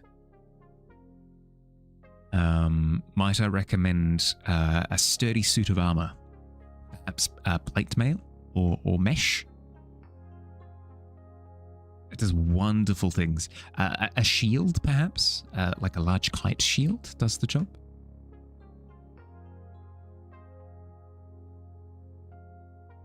You're so tired? As emotionally, physically? If you're physically tired, you should sleep, eh? He's a Frenchman. Armor won't protect. Oh dear, dear.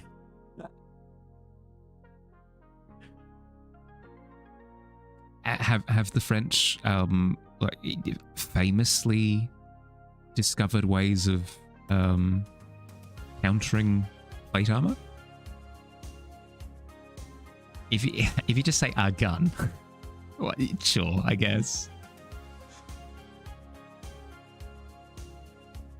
I cannot use plate mail, for you see, they all have rifles. Noted. Being Cerberus sounds pretty cool, though. Would love to be menacing, feared, guard dog. Yeah, true. No, it's a good point. Having 3 heads has its benefits as well. I'm sure working for Hades as well. Like, probably dental, right? Probably dental.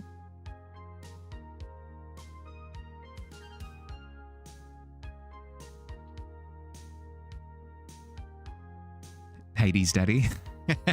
There are benefits in that regard as well, I suppose.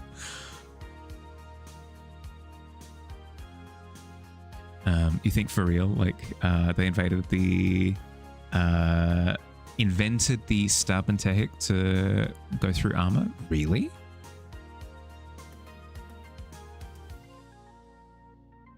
As in, like, is it a type of bolt or arrow? What is it? Have the crazy nocturnal panic attack thing, which is interrupt. Yeah, okay. Fair. Stay for however long you need, bud.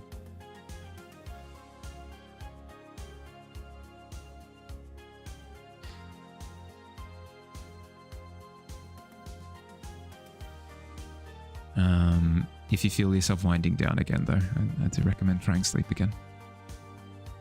He hated that. Loving Hades is your opinion.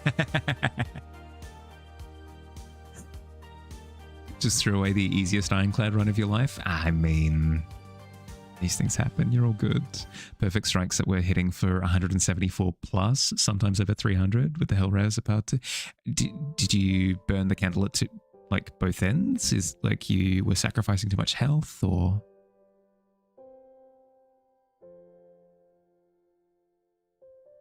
Get good scrub, yeah, something like that.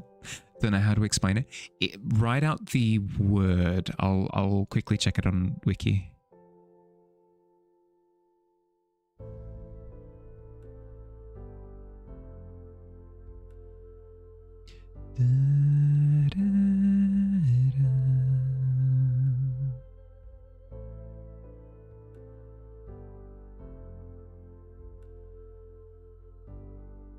It's wild. Right when you start to fall unconscious, it will trigger a panic attack. Really bizarre. Oh, so it's not even like a thought thing. Like you're not thinking about anything that's sending you into panic. It's just, yeah, that sucks. Because at least if it's a logic thing, you can kind of, I don't know, distract yourself. Whereas, if it's like an auto-physiological reaction. I was on the final turn of final boss before you accidentally used the sacrifice offering card. Used health, turned health into energy. Didn't read the upgraded version, took 6 HP. Yep.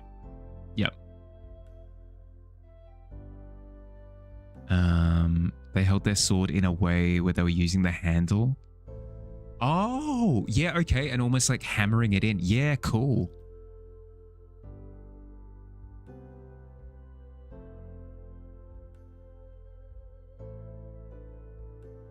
Armor's useless now. Guess we have to invent guns.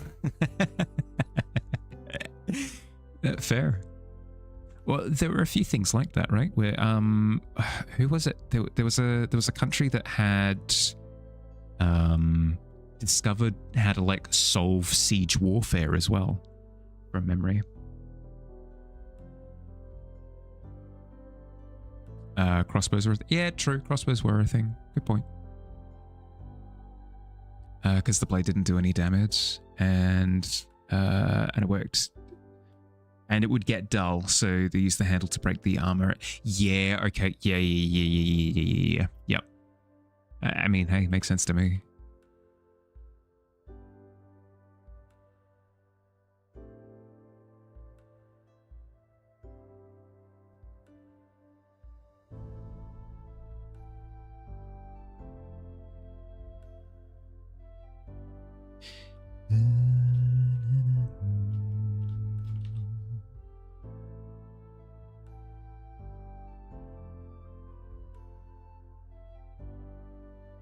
I reckon with this, I reckon we're done.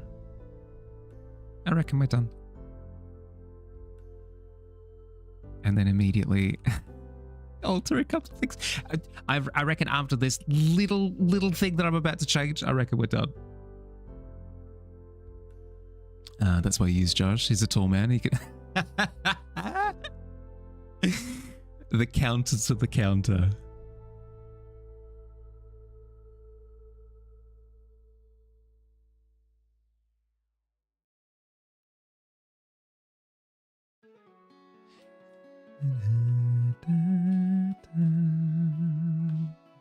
Okay. Why do I keep noticing things? It's fine. Last little thing.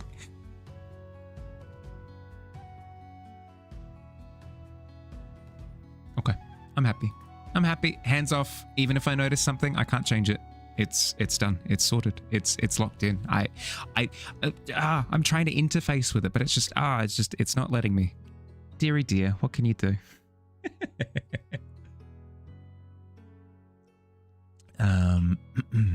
Feeling like you falling randomly and startled awake. I think that's something different. Because that like jolts you, but it doesn't jolt you awake, at least in my experience. When your muscles relax, your brain confuses it with something with a feeling of free fall. Yeah. Great job. Thank you. Actually, you know what? I should actually sign it before I'm finished. Before I like end stream. But boom. We'll go with like an orange, I think.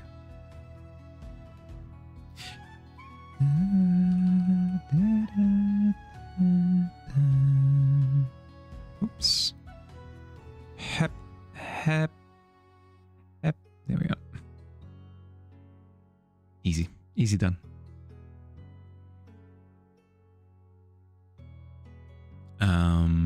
It's like this panic squeeze in your chest, not a jolt through the body. Yeah, that's what I mean. Is it doesn't sound like jolting awake. Cool. All right. Sweet. Study success. What did we learn from this one? We learned that it was important to get the elevation of the ground correct. I still think I didn't quite execute on some of the ground colors that I wanted to, so maybe that for next time. Figure out why that didn't work exactly. The trees creating the hallway effect was incredibly useful. The smattering of little like particles has also helped to kind of populate the scene with a feeling of like little blades of grass and leaf foliage debris, blah blah blah blah blah. No, it's done the job. This is beautiful. Thank you. I appreciate it.